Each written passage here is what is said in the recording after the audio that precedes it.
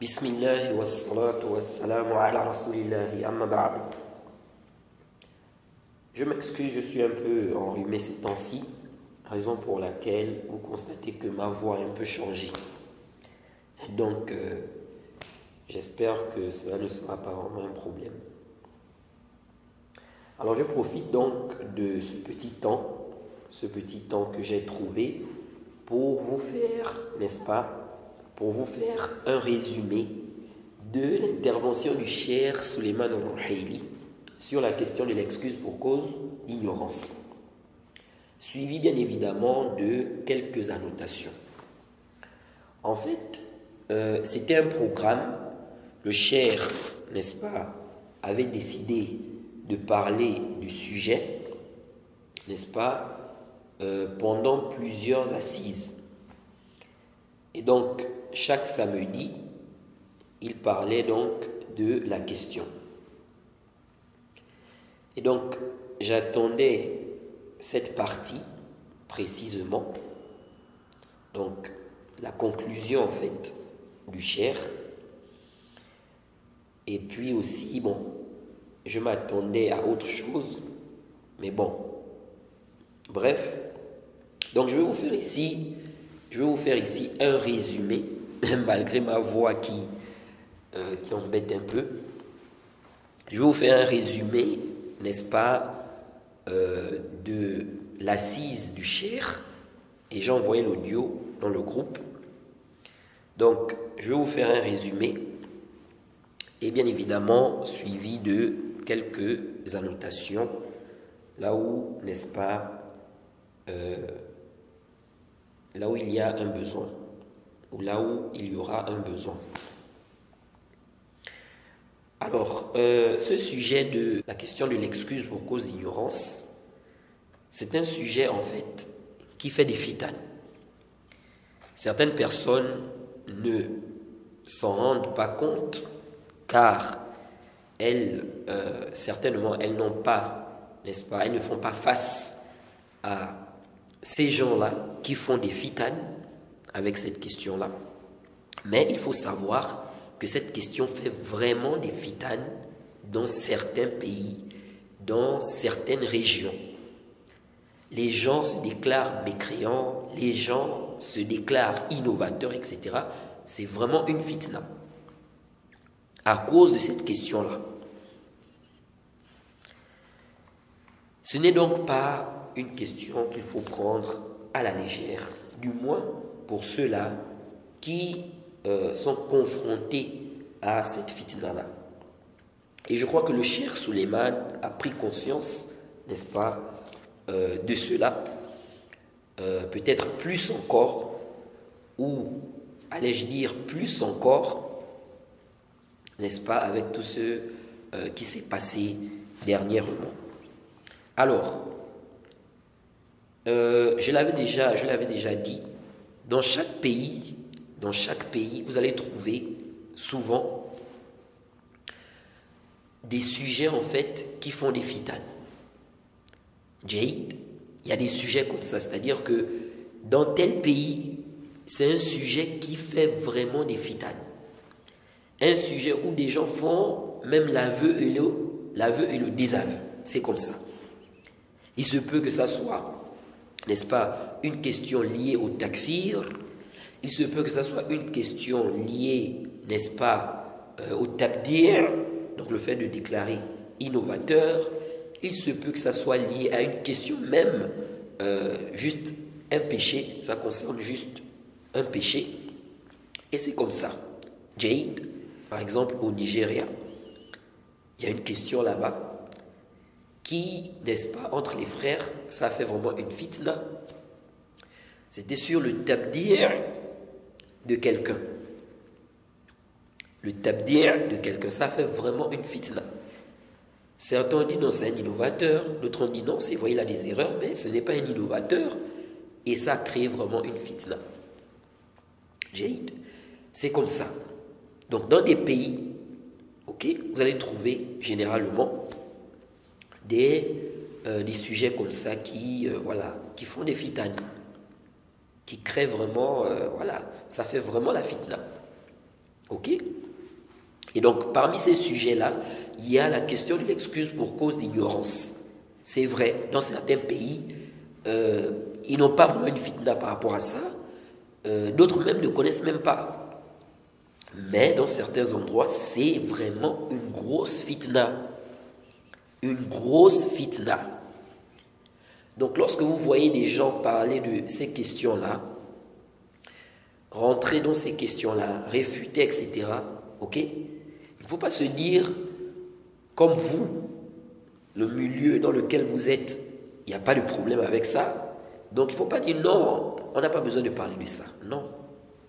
Parce qu'il y a des gens qui vivent vraiment des fitanes. Des fitanes, je vous dis. Donc, on va résumer ce que le cheikh, n'est-ce pas, a dit dans son dernier audio sur le sujet.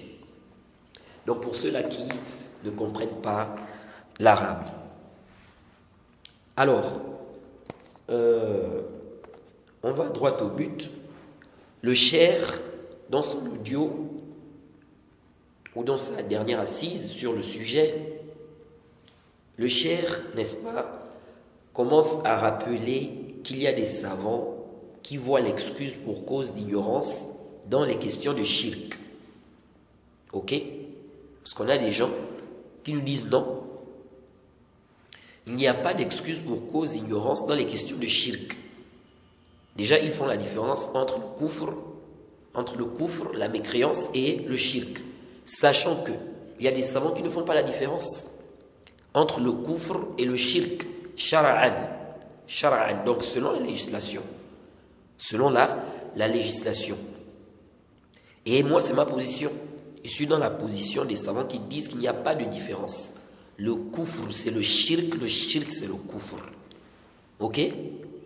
Donc, ne viens pas avec ce tafriq pour me dire non, n'est-ce pas? On excuse dans le kufr, mais dans le shirk, on n'excuse pas. Moi, aslan, je ne vois pas ce tafriq. Je ne suis pas dans cette position du tafriq entre le shirk et le kufr. Shara'an, je répète encore bien.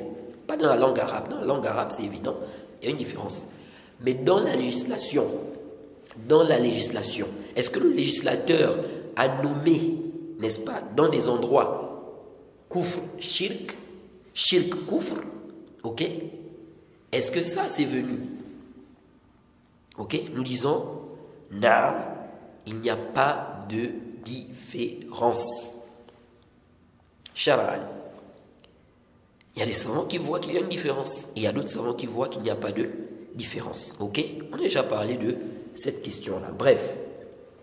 Donc, il y a des gens qui disent non.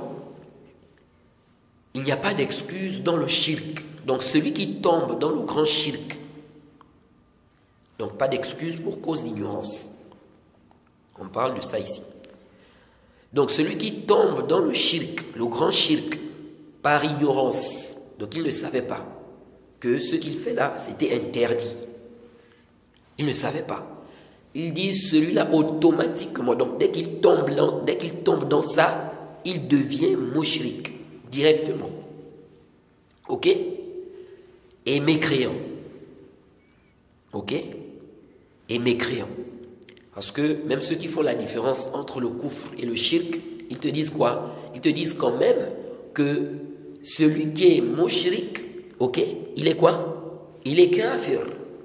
Mais ce n'est pas tout celui qui est kafir qui est quoi? Qui est mushrik. Ok? Ceux qui font la différence entre le kufr et le shirk. Donc, ils te disent automatiquement, il devient mushrik kafir, direct, même s'il était ignorant. Ok? Jade. Et ils disent qu'il n'y a pas de divergence sur ce sujet-là. Donc, il n'y a pas de divergence. Les savants sont unanimes que dès que tu tombes dans le shirk, ok? Même si tu étais ignorant, tu ne savais pas que ce que tu fais est haram, c'est interdit. Ils disent automatiquement tu deviens mushrik kafir. Et ici, il n'y a pas de divergence, selon eux. Ok? Et ça, c'est complètement faux. Il n'y a pas de doute que c'est complètement quoi? Batilun. Ok? Naam, c'est vrai, certains savants ont dit qu'il n'y a pas d'excuse pour cause d'ignorance. Celui qui tombe dans le shirk, ok, il n'est pas excusé. On parle ici du cas de quoi? L'ignorant. Mais cet avis n'est pas sahih. Sans aucun doute. Ce n'est pas juste. Ok? Alors, donc le cher, on a déjà parlé de cette question et j'avais dit qu'on devait encore en parler plus en détail même quand on va avancer dans la traduction du livre du cher Rabi', les paroles textuelles, parce que le cher en parle là-bas aussi. Donc on va profiter à, n'est-ce pas, parler du sujet encore en détail et ramener certains éléments en plus. Ok? Et s'il y a des choses à revoir aussi, on va parler de tout ça là-bas. Alors, donc, le cher commence son assise en nous disant qu'il y a des savants qui voient l'excuse pour cause d'ignorance. C'est-à-dire que celui qui tombe, n'est-ce pas, dans le shirk, donc des savants qui voient l'excuse pour cause d'ignorance dans le shirk. Donc celui qui tombe dans le shirk par ignorance, ok, il ne devient pas automatiquement quoi? Mécréant. Ok? Et le cheikh dit qu'il a déjà cité les paroles du cheikh Mohammed ibn Abdul Wahhab. Ok? Il dit qu'il a déjà cité les paroles du cheikh Mohammed ibn Abdul Wahhab sur le sujet.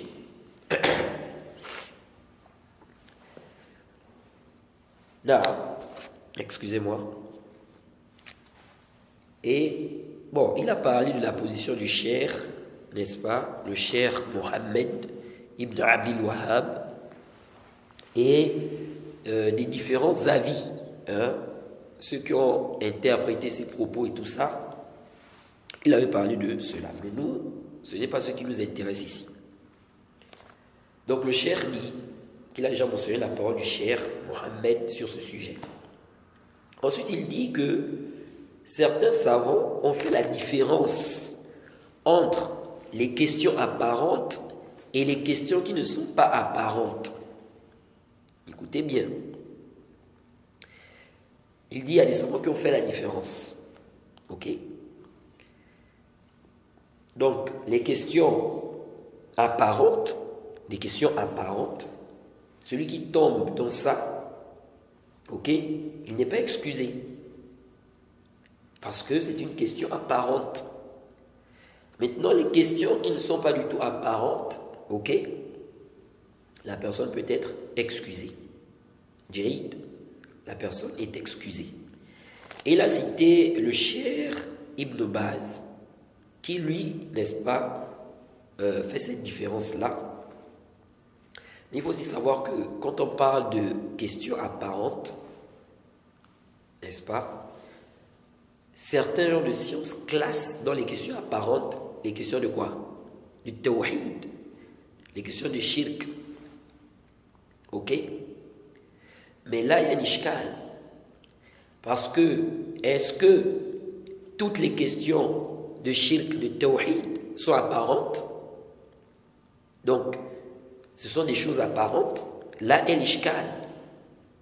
Nous disons que toutes les questions de shirk, de tawhid ne sont pas du tout quoi? Apparentes. Ok? On ne peut pas dire que toutes les questions liées au shirk, toutes les questions liées au tawhid sont des questions apparentes. Ça, ce n'est pas sahih de généraliser ça. Ok? C'est-à-dire par rapport aux gens, par rapport au milieu. Alors, donc, le cheikh a cité le cheikh Ibn Baz. Ce qu'il faut savoir concernant le cheikh Ibn Baz, c'est que le cheikh, quand on regarde un peu les propos du cheikh Ibn Baz, on peut dire que le cheikh a eu deux avis sur le sujet. C'est comme si, et Allah est le plus savant, c'est comme si le cheikh Ibn Baz, au début, il voyait l'excuse pour cause d'ignorance, ok, dans les questions de shirk même, et qu'après il a changé ça. Si vous vous rappelez,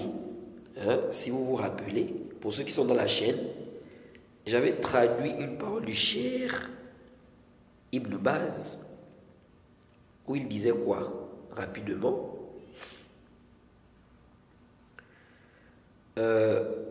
Pour retrouver cette parole, il vous suffit d'écrire le début de la question à barre de recherche, vous allez retrouver ça. Donc c'était quoi la question? Si je vois quelqu'un invoquer un mort, il lui demande le secours, il est dans le shirk, dois-je l'appeler en tant que musulman ou plutôt en tant qu'associateur? Si je souhaite l'appeler vers Allah et si je souhaite lui éclaircir les choses. On avait posé cette question, cher Ibn Baz. Et le cher avait dit quoi? Il avait dit, appelle-le avec d'autres termes et non ce que tu as cité. Dis-lui, ô un tel, ô serviteur d'Allah, cette chose que tu as pratiquée est du shirk. Ok? Jusqu'à la fin de ses propos. Jusqu'à la fin de ses propos. Ce qui m'intéresse ici, c'est qu'il dit quoi? Il dit ici, n'est-ce pas? La pratique qui est du shirk. Ça c'est le cher Ibn Baz qui dit. Il dit, la pratique qui est du shirk ne signifie pas forcément rendre mécréant quelqu'un de manière spécifique. La pratique est du shirk, mais celui qui la pratique n'est pas associateur. Ça c'est le cher Ibn Baz qui dit. Ce n'est pas moi.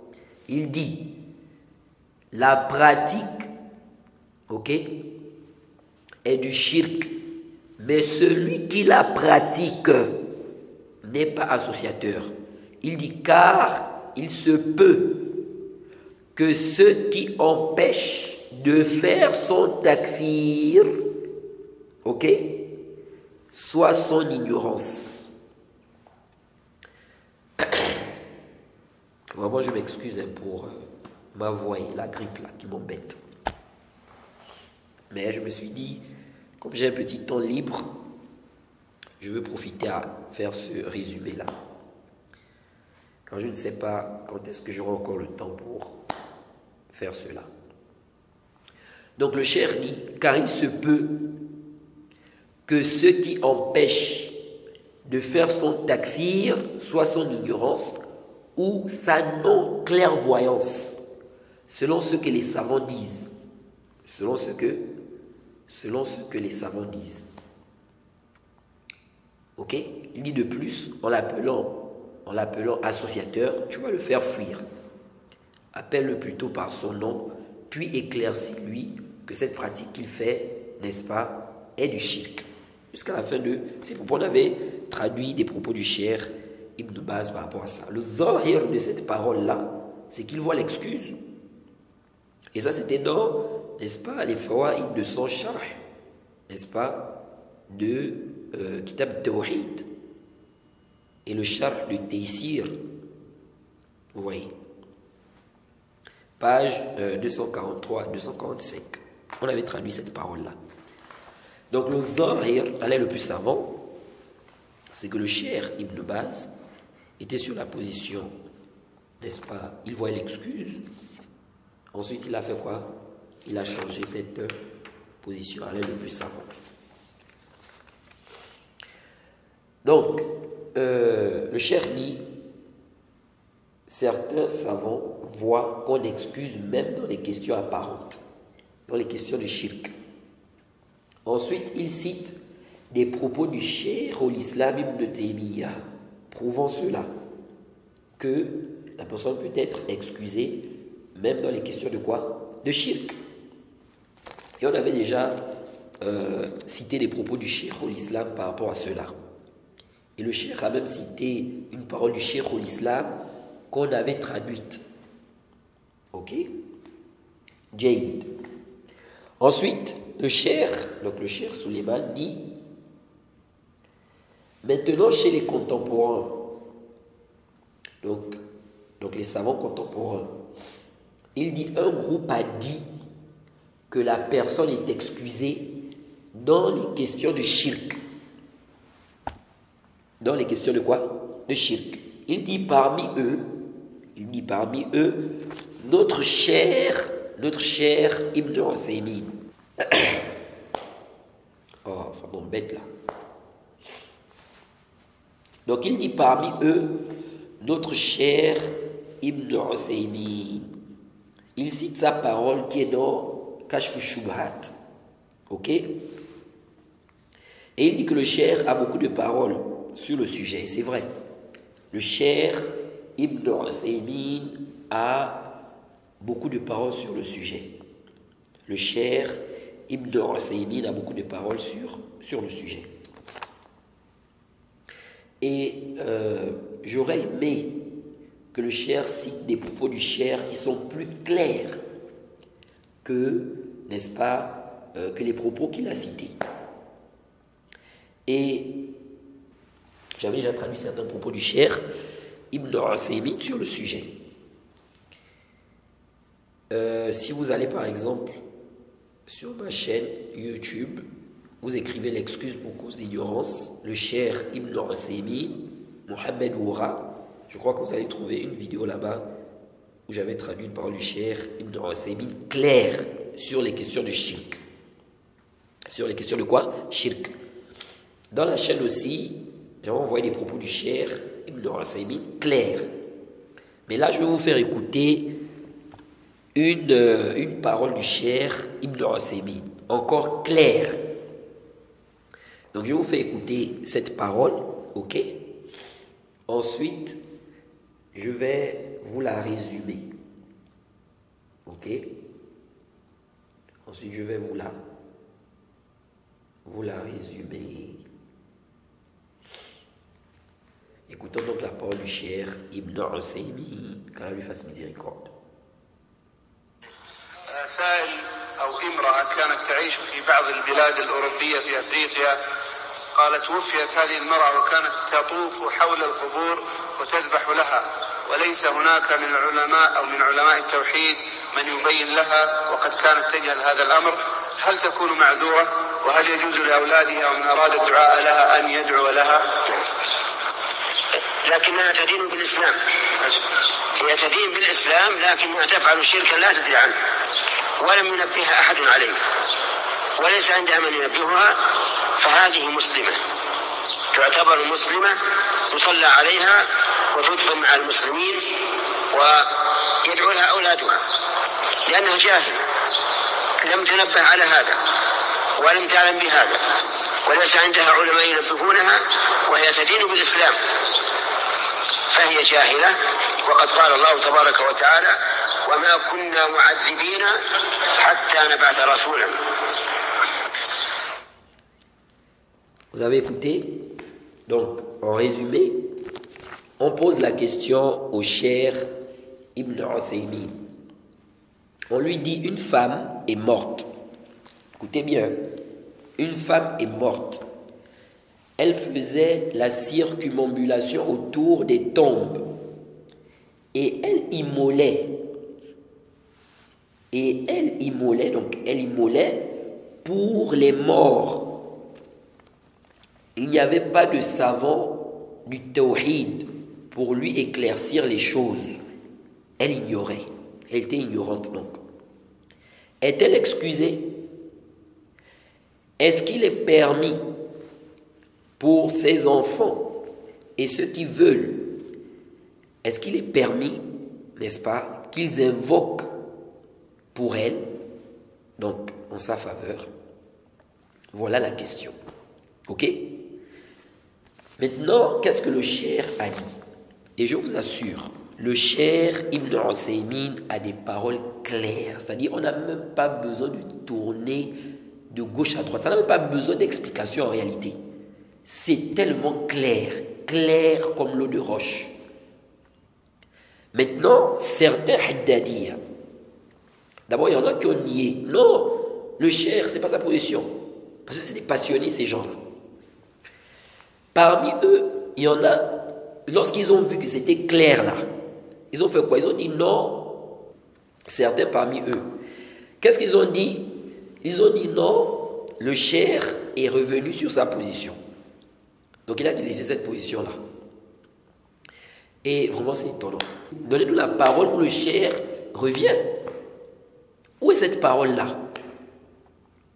Où est la parole où le cheikh est revenu? Vous voyez? Il n'y a pas. Ça, c'est un mensonge. C'est un mensonge. Et ils sont allés même plus loin. Ils sont allés même plus loin. J'ai vu quelqu'un dire non. Il y a un élève du cheikh Ibn Uthaymin, quelqu'un qui est connu, hein, on ne le connaît même pas. On dit non, il y a un élève du cheikh, il a dit que le cheikh a changé d'avis. Donc à la fin de sa vie, il a changé d'avis. Donc on va laisser les propos du cheikh Ibn Uthaymin qui sont, c'est-à-dire c'est rempli.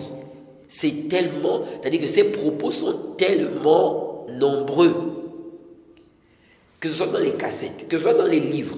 On laisse tout ça là à cause de la parole d'un inconnu qui nous dit, soi-disant selon vous, hein, que non, le cheikh avait changé de position. Ouais, c'est comme ils ont fait avec le cheikh l'islam Ibn Taymiyyah. Hein? Certains Ash'ari qui ont dit non, ils ont pris ça comme argument. Ils ont dit non, le cheikh l'islam est revenu, il a changé d'avis à la fin de sa vie, il a suivi la voie des Ash'ari. On avait déjà réfuté ça, on a démontré que c'était faux. Dans notre réfutation contre Mohamed Badjirofil, c'est faux. Le cheikh l'islam n'est pas revenu. Oh non, il a changé de position, il est maintenant dans la position, il est reparti, bien il a suivi la position des Ash'ari. Vous voyez ça? Donc c'est comme ça. Ça c'est un mensonge. Le cheikh n'est pas revenu sur sa position. Sa position est claire et c'est là, c'est clair. On n'a pas besoin de tourner, aller de gauche à droite. Et s'il est revenu, où est le tawba? Où est son repentir? Où est donc le repentir là? Parce que, attention, cette question-là, l'excuse pour cause d'ignorance là, ceux qui sont, parce qu'ils sont en deux groupes, ceux qui ne voient pas l'excuse là, il y a un groupe qui te dit que ça c'est un aqid, c'est un annulatif de l'islam. Si tu vois l'excuse pour cause d'ignorance. Et il y a d'autres qui ne voient pas l'excuse, mais ils savent que voilà, ils reconnaissent qu'il y a divergence et tout. Vous voyez. Mais il y a un groupe là qui te dit, ok, ils te disent que c'est un aqid, c'est un annulatif de l'islam. Si tu vois l'excuse pour cause d'ignorance. Et avec ça, ils font le takfir de beaucoup de gens. Vous voyez? Bon. Et ceux-là qui, n'est-ce pas, qui disent que le cheikh Ibn Uthaymin a changé là, ok? Ils voient que c'est un annulatif. Bon, c'est un annulatif, non? Donc, voilà l'excuse. Le cheikh Ibn Uthaymin, où est-ce qu'il a fait tawba? C'est où le tawba là? Son report. Parce que c'était un annulatif. Vous dites que c'est un annulatif de l'islam. Bon, vous dites le cheikh est revenu. Ok, il est revenu, où est le tawba là? C'est où le repentir là? Ses propos sont publics. Maintenant, le repentir, il est où? Les propos, ils voient l'excuse. Ces propos-là sont publics. Maintenant, où est le repentir? Et souvent, ceux qui disent non, le cheikh est revenu là. Moi, je leur pose la question. Ok, avant que le cheikh ne revienne, si on suppose, hein, c'est batil, c'est faux, ce que vous dites là. Il n'y a aucun argument qui justifie ça en réalité. Mais supposons, ok, supposons le cheikh Ibn Uthaymin est revenu. Sachant que même si le cheikh Ibn Uthaymin était revenu, ça n'a pas rien changé. Parce qu'il n'est pas le seul qui a eu cette position-là. Mais supposons, ok, tu as les gens comme les Mu'allibi là. Hein? Al-Mu'allibi, il est aussi sur la position là. Beaucoup ne savent pas ça. Alors, supposons que le cheikh est revenu. Moi, je dis souvent, et c'est le même argument que j'avance souvent à, comment on les appelle, les chrétiens qui disent que non, quand tu mentionnes un texte dans l'Ancien Testament, ils te disent non, ça c'est l'Ancien Testament. Ok? Souvent, en réfutation, qu'est-ce que je leur dis? Je leur dis, ok, c'est l'Ancien Testament, n'est-ce pas? Mais qui a révélé ça? Qui a révélé ça? c'est le diable. Selon vous, c'est le diable qui a révélé ça ou bien c'est le créateur, selon vous? Ok? Parce qu'il y a des choses comme ça qui sont mentionnées dans l'Ancien Testament que certains, parmi donc les chrétiens, ils considèrent ça comme étant des choses barbares. Ils disent c'est barbare, c'est pas bien, c'est comme ça, comme ça, comme ça. Pourtant, c'est là-bas dans leur Bible.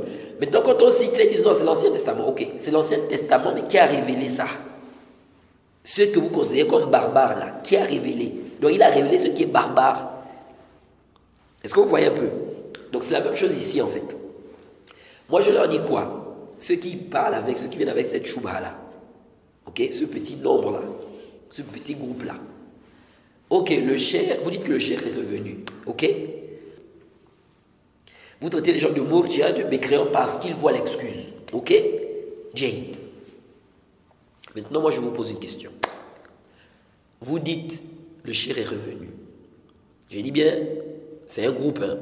Tous ne disent pas ça, mais c'est un petit groupe qui dit ça. Ceux qui disent ça là, que le cher est revenu là, moi je leur pose une question. Avant que le cher ne revienne, il était mourji ou bien il n'était pas mourji? Il était kafir ou bien il n'était pas kafir? Il faut nous dire. Avant que le cher Ibn Uthaymin ne revienne, dites-moi un peu. Le cher, pendant toutes ces années-là, tout le temps où le cher était sur la position là, il était mourji, jahmi, kafir ou bien c'était un musulman? Ça, c'est la question que je pose. Ok? Jay. Donc, vous avez déjà, je crois que les intelligents ont compris. Donc, je reviens ici pour dire que, voilà, on a posé la question au cher Ibn Uthaymin. Donc, qu'est-ce que le cher a dit? La réponse du cher, le cher demande, il dit, mais elle a pour religion l'islam.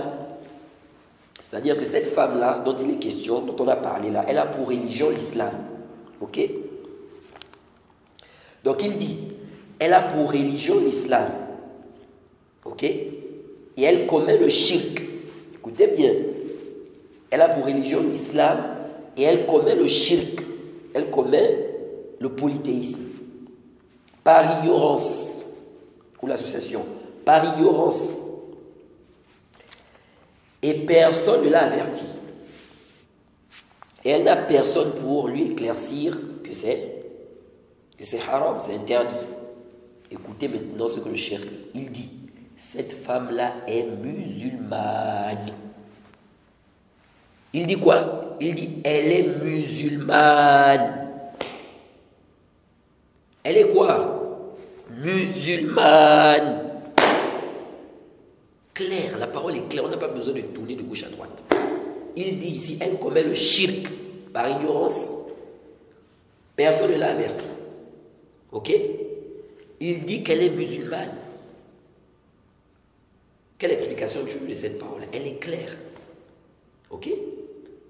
Il dit, elle est considérée musulmane. Le cheikh Ibn Uthaymin dit, elle est considérée musulmane.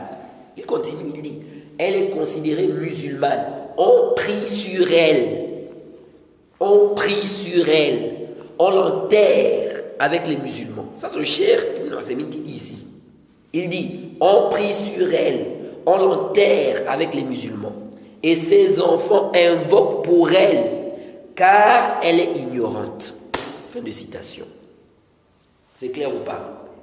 Quand le cheikh Ibn Uthaymin a dit cette parole-là, il était jahmi, mourji, mécréant. Il faut nous dire. Donc vous voyez que c'est clair. Ensuite, le cheikh Suleiman cite une parole du cheikh Al-Fawzan. Ok? Il dit qu'il a mentionné que l'ignorant est excusé dans certaines de ses paroles. Il dit quoi? Qu'il a mentionné que l'ignorant est excusé dans certaines de ses paroles. Alors, ce qu'il faut savoir, c'est que, bon, le cheikh ici, peut-être il a pris des précautions, parce qu'il a dit ici, dans certaines de ses paroles. Parce que ce qui est apparent, c'est que le cheikh Al-Fawzan, il voyait d'abord l'excuse pour cause d'ignorance, mais après il a changé. C'est ce qui est apparent de ses propos. J'ai regroupé, n'est-ce pas, il y a des propos du Cheikh Al-Fawzan, j'ai regroupé des propos du Cheikh Al-Fawzan où il voit l'excuse pour cause d'ignorance. Dans les questions de shirk même. Oui, clair. J'ai regroupé ça. Et peut-être, n'est-ce pas, on va citer ça un jour, bien, si l'occasion se présente. Mais vous trouvez aussi des propos de lui où il voit qu'il n'y a pas d'excuse. Celui qui tombe dans le shirk, khalas. C'est-à-dire, il n'y a pas d'excuse ici pour qu'on dise quoi? Par rapport au jugement sur lui en fait. Le fait de le traiter de mécréant, associateur. Ok? Bon, je ne sais pas, est-ce que le Cheikh Suleiman, parce que au départ, le Cheikh Suleiman avait fait un audio. Lorsque comment on les appelle, les suiveurs de Djorbour, les garés là, lorsqu'ils ont attaqué, parce qu'ils ont attaqué le Cheikh Suleiman, ils sont là, ils attendent en fait. C'est des gens, sur le sujet là, ils sont vraiment, c'est-à-dire que c'est comme si c'était un sujet de passion. Ils attendent si un cheikh parle sur le sujet, allez, il va dire quoi? S'il a dit ça, c'est fini. S'il dit seulement qu'il y a l'excuse, ils vont l'attaquer. Ils vont l'attaquer. Donc, ils ont attaqué le Cheikh Suleiman, attaqué. Parce qu'il avait dit que celui qui tombe dans le shirk par ignorance, c'est excusé. On ne fait pas son takfir. Le cheikh a donc dû faire un audio. Et cet audio, ce qui est apparent, c'est qu'il l'a fait chez lui. Ou quelque part, en tout cas, ce n'était pas quand même, le zahir, ce n'était pas dans un dars. Donc à la mosquée. Pendant un dars. Et dans cet audio-là, c'est comme s'il a cité le Cheikh Al-Fawzan parmi les savants qui voient l'excuse. Mais non, en réalité. Donc, le Cheikh Suleiman, c'est comme si il n'a pas bien, en fait, il n'a pas, comment dirais-je ça, il n'a pas vraiment pris connaissance de la vraie position du Cheikh Al-Fawzan. C'est vrai que le Cheikh Al-Fawzan il y a des propos du Cheikh Al-Fawzan, quand tu écoutes ça ou quand tu lis ça, tu vois qu'il voit l'excuse, ok? Mais ça, c'était avant. La dernière position du Cheikh, ok? Ce sur quoi, la position sur laquelle il est en ce moment-là, c'est qu'il n'y a pas d'excuse. Il est malé jusqu'à dire même que ça vient des Mourjia. La question est l'excuse là. Il est allé, c'est-à-dire que, il dit même que ça vient des Mourjia. Il a une parole comme ça, où il dit la question est l'excuse, beaucoup d'ignorance, ça vient des Mourjia. Alors que ça n'a rien à voir avec l'irja même, la question là. On a déjà vu ça, ça n'a rien à voir. Oh, le lien. On connaît c'est quoi l'irja. Les savants ont expliqué c'est quoi l'irja. Montrez-nous le lien. Depuis quand l'excuse pour cause d'ignorance, c'est un fondement chez les Mourjia? Depuis quand c'est une croyance des Mourjia? Ça sort d'où? Ça sort d'où? Si un Mourji ne fait pas le takfir, c'est à cause de l'excuse pour cause d'ignorance. C'est à cause de l'excuse pour cause d'ignorance. C'est où ça? Ça n'a rien à voir. Ça n'a rien à voir. L'excuse pour cause d'ignorance n'a rien à voir avec l'irja. Je vous dis déjà ça. Ça n'a rien à voir, rien. C'est pourquoi vous voyez certains, parfois ils répètent des choses, mais ils s'en disent que non, quand même. On t'a quand même donné une raison. Où est le lien? Explique-nous.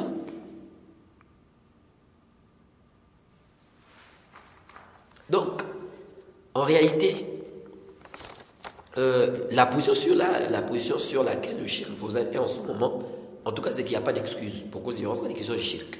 Ok? Donc, c'est comme si le Cheikh Suleiman ne connaît pas la vraie position du Cheikh Al-Fawzan, ou bien il a vu certaines paroles du Cheikh, c'est pourquoi ici il a pris des précautions en disant dans certaines de ses paroles. Donc c'est comme s'il a vu d'autres paroles qui s'opposent à ça. Ok? C'est comme si, je n'affirme pas avec certitude. Mais bref, dans tous les cas, le Cheikh Al-Fawzan voit qu'il n'y a pas d'excuse en réalité. Ok? Que celui qui tombe dans le shirk par ignorance, il est mouchrik kafir. Il n'y a pas d'excuse, même s'il est ignorant. Ok? C'est sa position. En tout cas, il a plusieurs paroles sur Internet par rapport à ça. Alors, donc, on revient donc au propos du Cheikh Suleiman. Il nous dit quoi? Il nous dit que, voilà, le Cheikh Al-Fawzan, il a mentionné que l'ignorant est excusé dans certaines de ses paroles. Il cite une parole du Cheikh Al-Fawzan dans les 4 règles. Son explication des 4 règles. Le verset où le prophète Moussa dit à son peuple, vous êtes un peuple ignorant, lorsqu'ils sont tombés dans le shirk. Et là, le Cheikh Al-Fawzan dit, donc il explique cette parole-là, vous êtes un peuple ignorant, il dit, c'est-à-dire, si ce n'était pas l'ignorance, Allah les aurait châtiés d'un dur châtiment.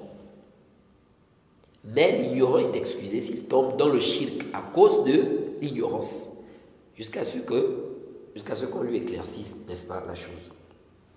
Donc cette parole quand même, je trouve qu'elle peut être discutable. Ok?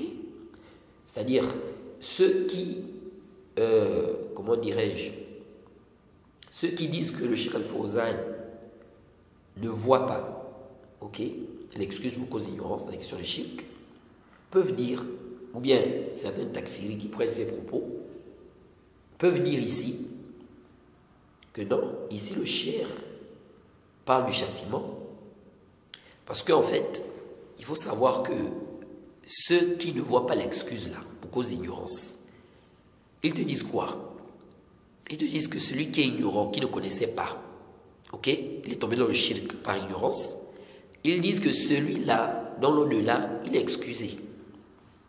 Allah ne va pas le châtier. Ok? Parce que s'ils disent qu'Allah va le châtier, ils vont rentrer, ils seront en contradiction avec le verset où Allah dit quoi? Qui ne châtie pas un peuple sans lui avoir envoyé un messager.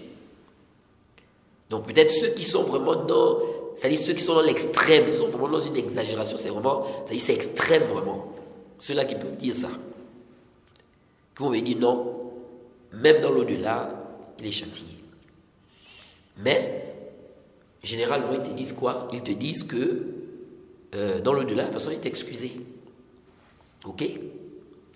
Et donc, parfois ils vont te dire, il y a l'excuse, oui. Mais l'excuse là, c'est dans l'au-delà là-bas. C'est pour le châtiment là-bas. Mais ici là, pour dire qu'il est kafir, on ne prie pas sur lui, etc., etc., ils disent, il n'y a pas d'excuse. Donc ici là, on voit que le cheikh, il a parlé ici du châtiment. Ok? Il a parlé ici du châtiment. Sachant que ce verset, en réalité, il y a des savants qui ont pris ce verset pour prouver, n'est-ce pas, que quelqu'un peut tomber dans le shirk et être excusé. Parmi eux, le cheikh Muqbil, c'est-à-dire qu'il n'est pas rendu mécréant. Ok? Et j'avais déjà mentionné ce verset. Si vous cherchez dans la chaîne, vous allez trouver ce verset-là. J'ai mentionné même l'aspect argumentatif du verset. Lorsque le prophète Moussa leur a dit que vous êtes un peuple ignorant, le prophète Moussa n'a pas fait leur takfir. Il n'a pas fait leur takfir. Contrairement au cas où ils ont adoré quoi? Le veau. Là, il a fait leur takfir. On avait vu ça. On avait vu des paroles des savants. Ok? Donc ici, en réalité, vous êtes un peuple ignorant. Ok? Donc si ce n'était pas l'ignorance, vous serez devenus des mécréants. Pas juste que non, on vous aurait, si ce n'était pas l'ignorance, on vous aurait châtié. Ok? Bref, donc, je trouve que cette parole quand même, le cheikh, quand il cite ça ici, bon, on peut discuter. Oui. Ensuite, le cheikh dit que le cheikh Rabi', donc le cheikh Suleiman, il dit que le cheikh Rabi' a une très bonne parole aussi sur le sujet. Ok? Et j'avais traduit cette parole même du cheikh Rabi' que le cheikh Suleiman a citée dans son intervention. C'est une longue parole comme ça, c'est vraiment une très belle parole. Il a raison, le cheikh a vraiment raison, c'est une très bonne parole, une très belle parole sur ce sujet-là. Et donc, il a cité cette parole du cheikh Rabi', Bon, une partie, il n'a pas cité toute là, parce que c'est vraiment une longue parole. Hein. J'avais traduit ça, vous trouvez ça dans la chaîne.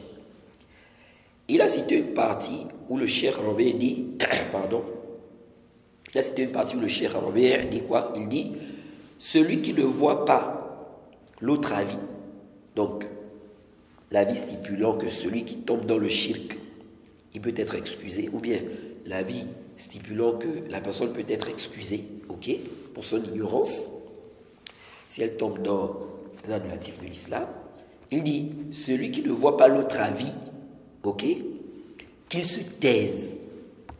Le Cheikh Rabi' dit quoi?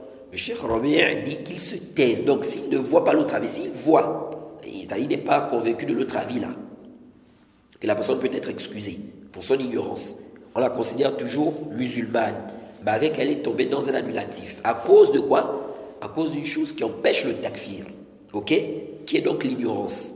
Donc on dit elle est musulmane, ok, même si elle est tombée dans un annulatif, même si elle est tombée dans le shirk.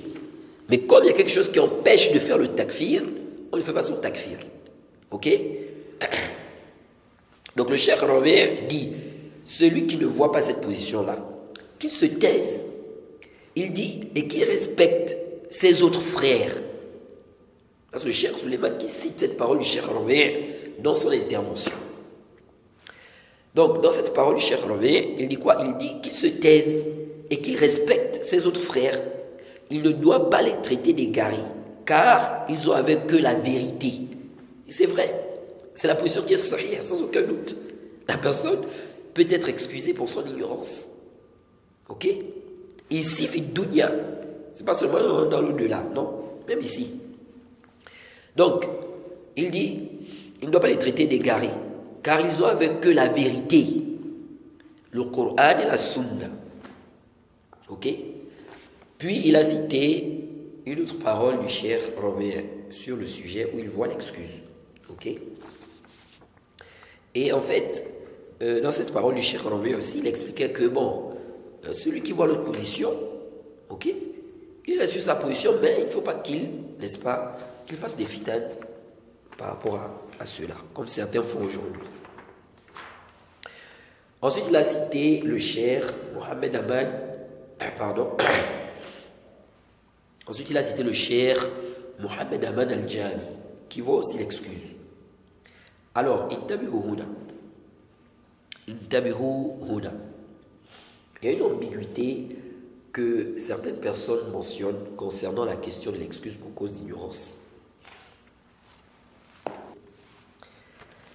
Donc, certains disent, on ne déclare mécréant que celui qu'Allah et son messager ont déclaré mécréant. Ok? Donc, quand tu viens pour, n'est-ce pas, les réfuter, ou pour dire que non, la voie sur laquelle vous êtes là n'est pas bonne, ou ce que vous dites là n'est pas sahih, n'est pas vrai, etc. Il y en a qui disent quoi? Ils disent non, nous on ne rend mécréant que celui qu'Allah et son messager ont déclaré quoi? Mécréant. Donc, quand on dit que celui qui tombe dans le shirk, automatiquement il devient mushrik kafir. Automatiquement, même s'il était ignorant, même s'il ne connaissait pas, peu importe, il devient automatiquement mécréant mushrik. Lorsqu'on dit ça, on a déclaré mécréant celui qui allait son messager, on déclare mécréant. Ok? Car Allah et son messager ont déclaré mécréant celui qui fait quoi? Qui commet le grand shirk. Est-ce que vous voyez ça? Mais en réalité, c'est une parole de vérité, mais par laquelle on vise le faux. Oui, c'est vrai. On rend mécréant celui qu'Allah et son messager ont rendu mécréant. Mais, lorsqu'il y a un empêchement dans les textes, un mani', c'est-à-dire lorsqu'il y a des preuves qui montrent que celui qui fait ça, ok, dans telle situation, il ne devient pas mécréant, il ne sort pas de l'islam. Lorsqu'on a des preuves qui prouvent cela, alors ici, là, déclarer mécréant celui qui est tombé dans la chose, dans la situation qui a été évoquée, qui est donc une situation qui empêche de faire le takfir, à ce moment-là, tu n'es plus en train de faire le takfir de celui qu'Allah et son messager ont rendu mécréant. Je ne sais pas si je me fais comprendre. Si on a le dalil, si on a un dalil ou bien des preuves qui montrent que celui qui tombe dans la mécréance, dans telle situation, ok, si on a des preuves qui prouvent que celui-là, il ne sort pas de l'islam, ça veut dire quoi? Ça veut dire que si toi tu viens faire le takfir de celui-là, qui est dans cette situation-là, est-ce que ici tu es en train de faire le takfir de celui qu'Allah et son messager ont déclaré mécréant? En réalité, non. Parce qu'ils n'ont pas déclaré mécréant celui-là. C'est-à-dire celui qui est dans cette situation-là. Oui, celui qui fait le koufr, le shirk, il devient mécréant. Mais dans telle situation ou telle situation, est-ce qu'ils ont considéré celui-là mécréant? C'est là le problème. Je vous donne un exemple pour vous faire comprendre cela de façon très simple. Et je prends souvent cet exemple-là. Parce que cet exemple-là, il n'y a pas de divergence ici. Sauf vraiment celui qui a exagéré dans la question du takfir. Hein. Sinon, il n'y a pas de débat ici. La contrainte. La contrainte est un empêchement. Ça veut dire quoi? Celui qui tombe dans la mécréance, celui qui prononce par exemple une parole de mécréance par contrainte, il ne sort pas de l'islam. On n'a pas le droit de faire son takfir. Là, il y a Juz. Et le verset 106 de la sourate 16 prouve clairement, n'est-ce pas, que celui qui tombe dans une mécréance par contrainte, il ne sort pas de l'islam. Ok?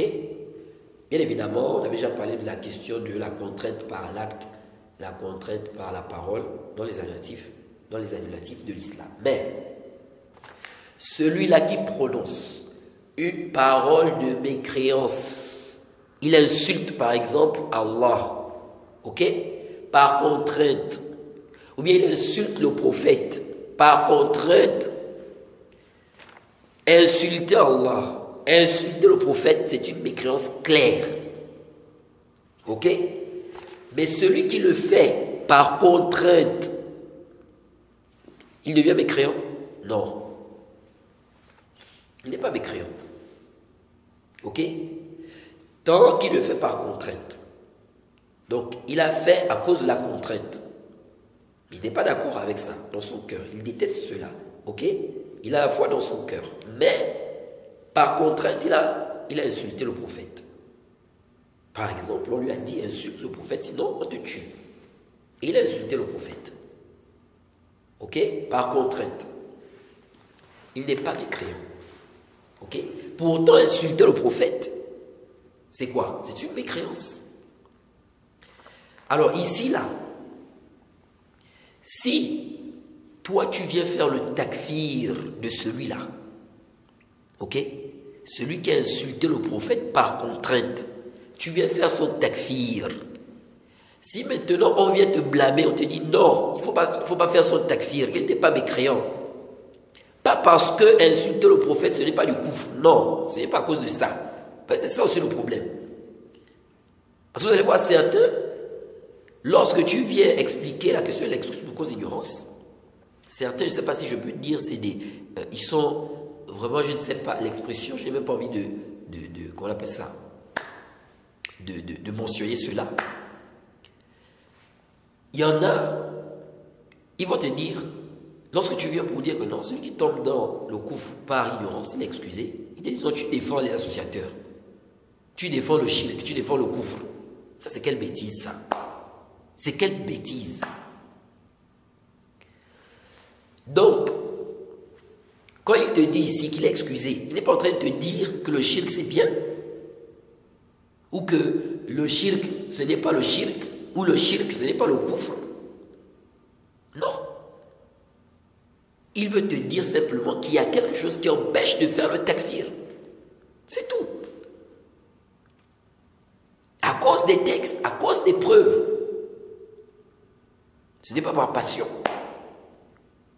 Donc, ici, là, si toi tu viens faire le takfir de celui qui a prononcé ou bien qui a insulté, celui qui a insulté le prophète par contrainte, tu viens faire son takfir, quelqu'un vient te faire un rad, il vient te blâmer, il te dit non, tu es en erreur, ok, ce n'est pas sahih, tu n'as pas le droit de faire son takfir.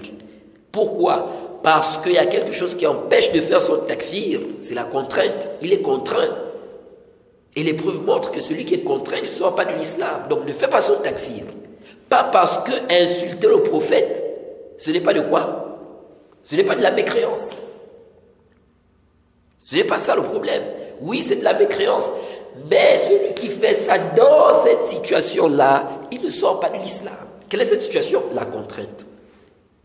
Vous avez compris ça? Et donc ici, là, si toi tu viens pour dire non, moi je l'ai rendu mécréant que celui qu'Allah et son messager ont rendu mécréant. Il a fait une mécréance. Il a insulté le prophète, c'est une mécréance, il devient mécréant. Et ici, là, tu as rendu mécréant celui qu'Allah et son messager ont rendu mécréant. En réalité, non. Parce que ici, là, on t'a dit que quoi? Que dans cette situation-là, ok, tu n'as pas le droit de faire le takfir. Car des preuves montrent que dans cette situation-là, tu n'as pas le droit de faire le takfir. Donc si toi tu fais le takfir de celui qui, n'est-ce pas, qui est tombé dans le koufr ou le shirk par ignorance, si quelqu'un vient te dire que non, tu n'as pas le droit de faire son takfir, ne prends pas comme dalil ou ne viens pas avec ça, avec cette parole-là, ne dis pas ici que non, moi je l'ai rendu mécréant que celui qui allait son messager rendu mécréant. Vous m'avez vu rendre mécréant quelqu'un qui a commis un péché. Lui, il a commis une mécréance, le koufr, le shirk. Non, ne viens pas avec ça.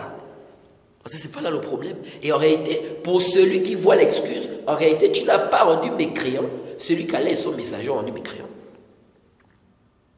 Est-ce que vous suivez ça? C'est-à-dire, ce que je veux dire ici, c'est quoi? Quand il dit, on a rendu mécréant celui qui allait son messager rendu mécréant. C'est-à-dire que lui veut dire en fait que son takfir-là, il a fait ce takfir-là, car Allah et son messager ont rendu mécréant celui-là. Mais celui qui voit le ordre, il voit que non, Allah et son messager n'ont pas fait le takfir de celui qui est dans cette situation-là. C'est ça le problème. C'est ça le problème. Donc ne viens pas avec ça, parce que ce que toi tu es en train de dire là, on peut dire que c'est, si on peut le dire en griffe comme ça, c'est mahal nizar, c'est-à-dire que c'est là où il y a débat. Toi tu viens pour dire que non, tu as fait le takfir de celui qui Allah et son messager ont rendu mécréant. L'autre tu te dis non. Et je te dis non. J'espère que vous comprenez ce que je suis en train de dire là. C'est des questions c'est un peu subtil là, hein? Mais il faut bien comprendre, ok? J'espère que, voilà, j'explique de façon très claire. Donc ça, c'est une fausse ambiguïté. C'est une fausse ambiguïté.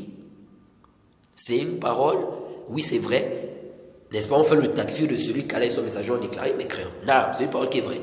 Mais parfois, il y a des gens qui utilisent ça, mais pour faire passer le faux. Quand tu viens ici dans cette masse-là, tu ramènes ça, non. Ok?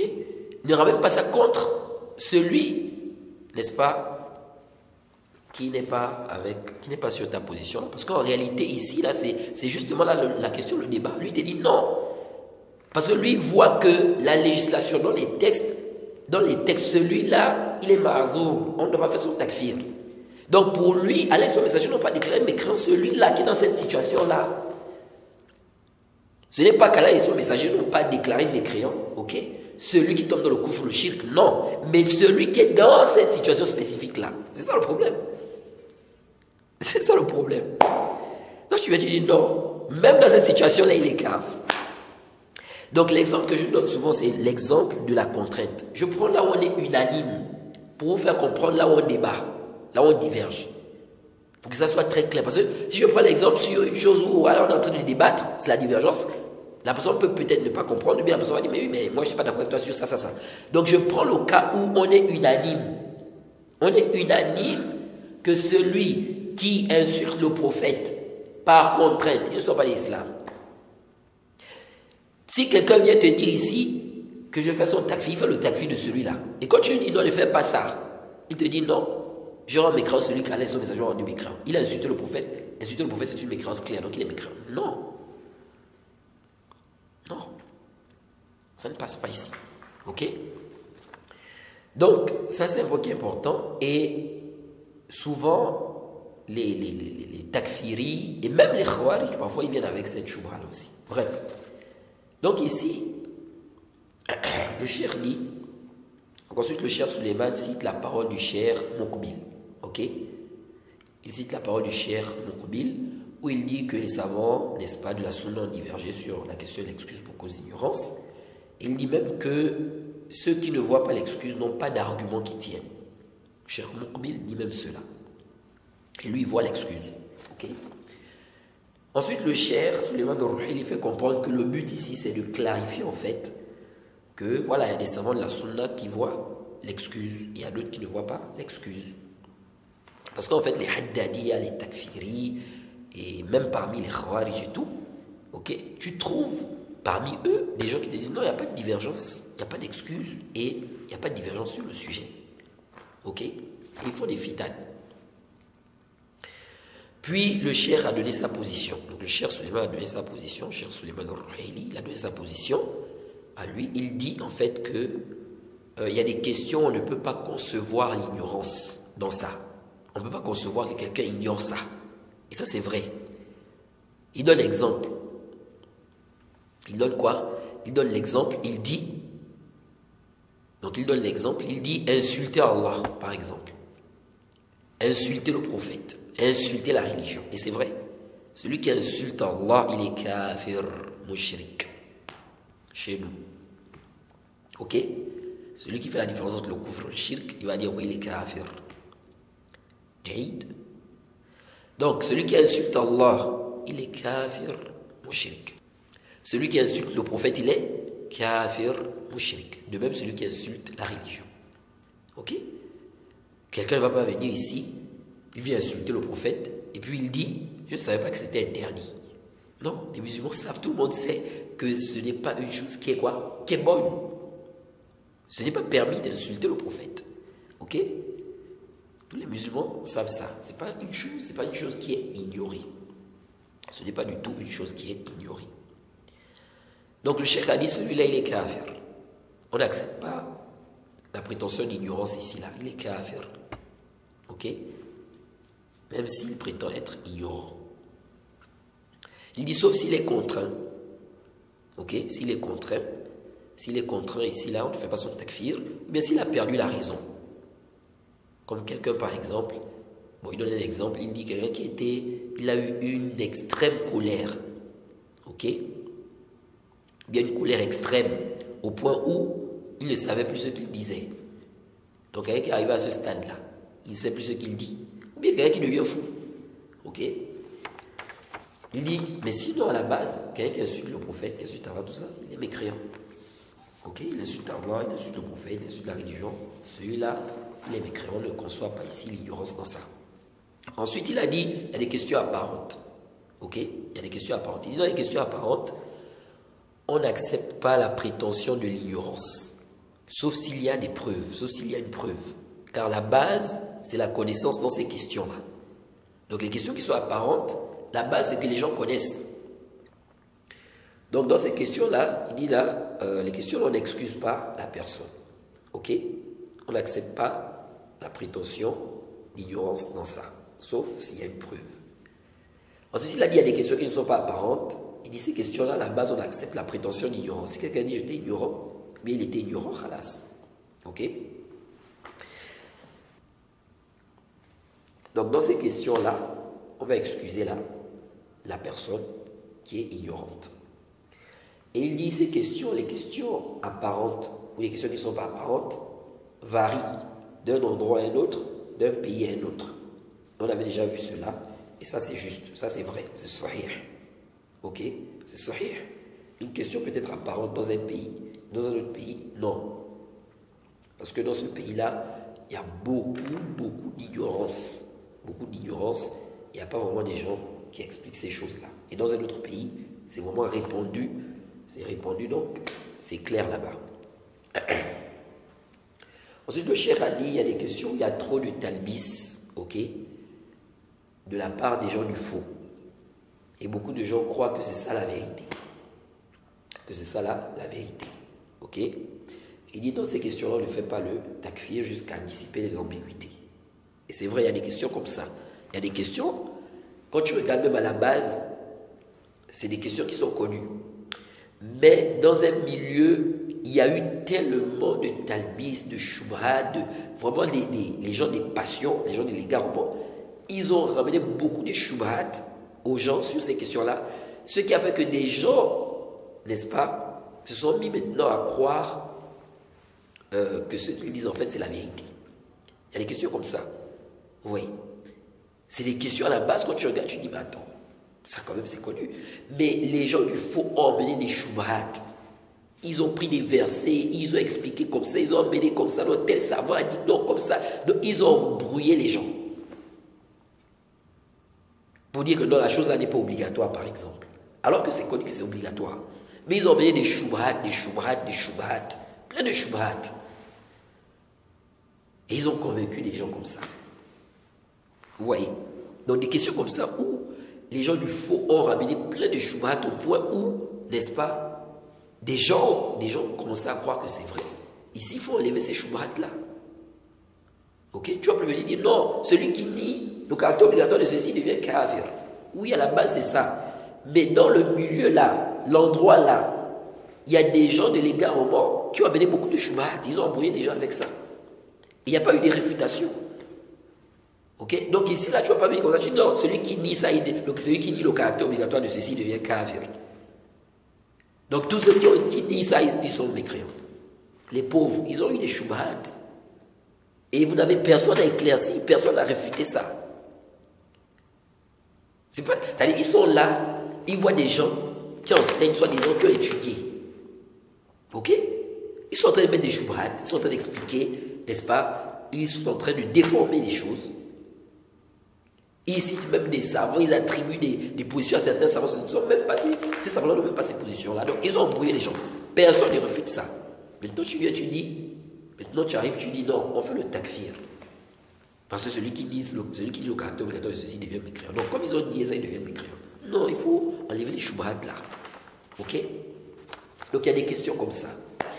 Ensuite, le cheikh a dit, par rapport à la pratique maintenant, il dit, les questions, on fait le takfir là, en résumé. Il dit, toi, tu ne pries pas sur la personne. Donc là où tu vas faire le takfir, tu ne pries pas sur la personne, ok? Tu ne demandes pas pardon pour elle si elle meurt. Il dit, mais comment on appelle ça, les choses qui, comment on va dire ça, qui sont liées, ok, à d'autres personnes, comme le fait de séparer la femme, ok? Séparer un couple, l'héritage. Il dit ça là, tu ne fais pas ça. Jusqu'à ce qu'un juge va donner la sentence du takfir sur la personne. Ok?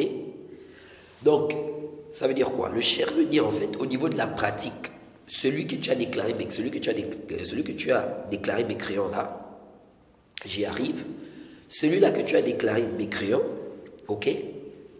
Tu as le droit, tu ne pries pas sur lui. Ok? Donc s'il meurt, tu ne demandes pas pardon pour lui. S'il meurt.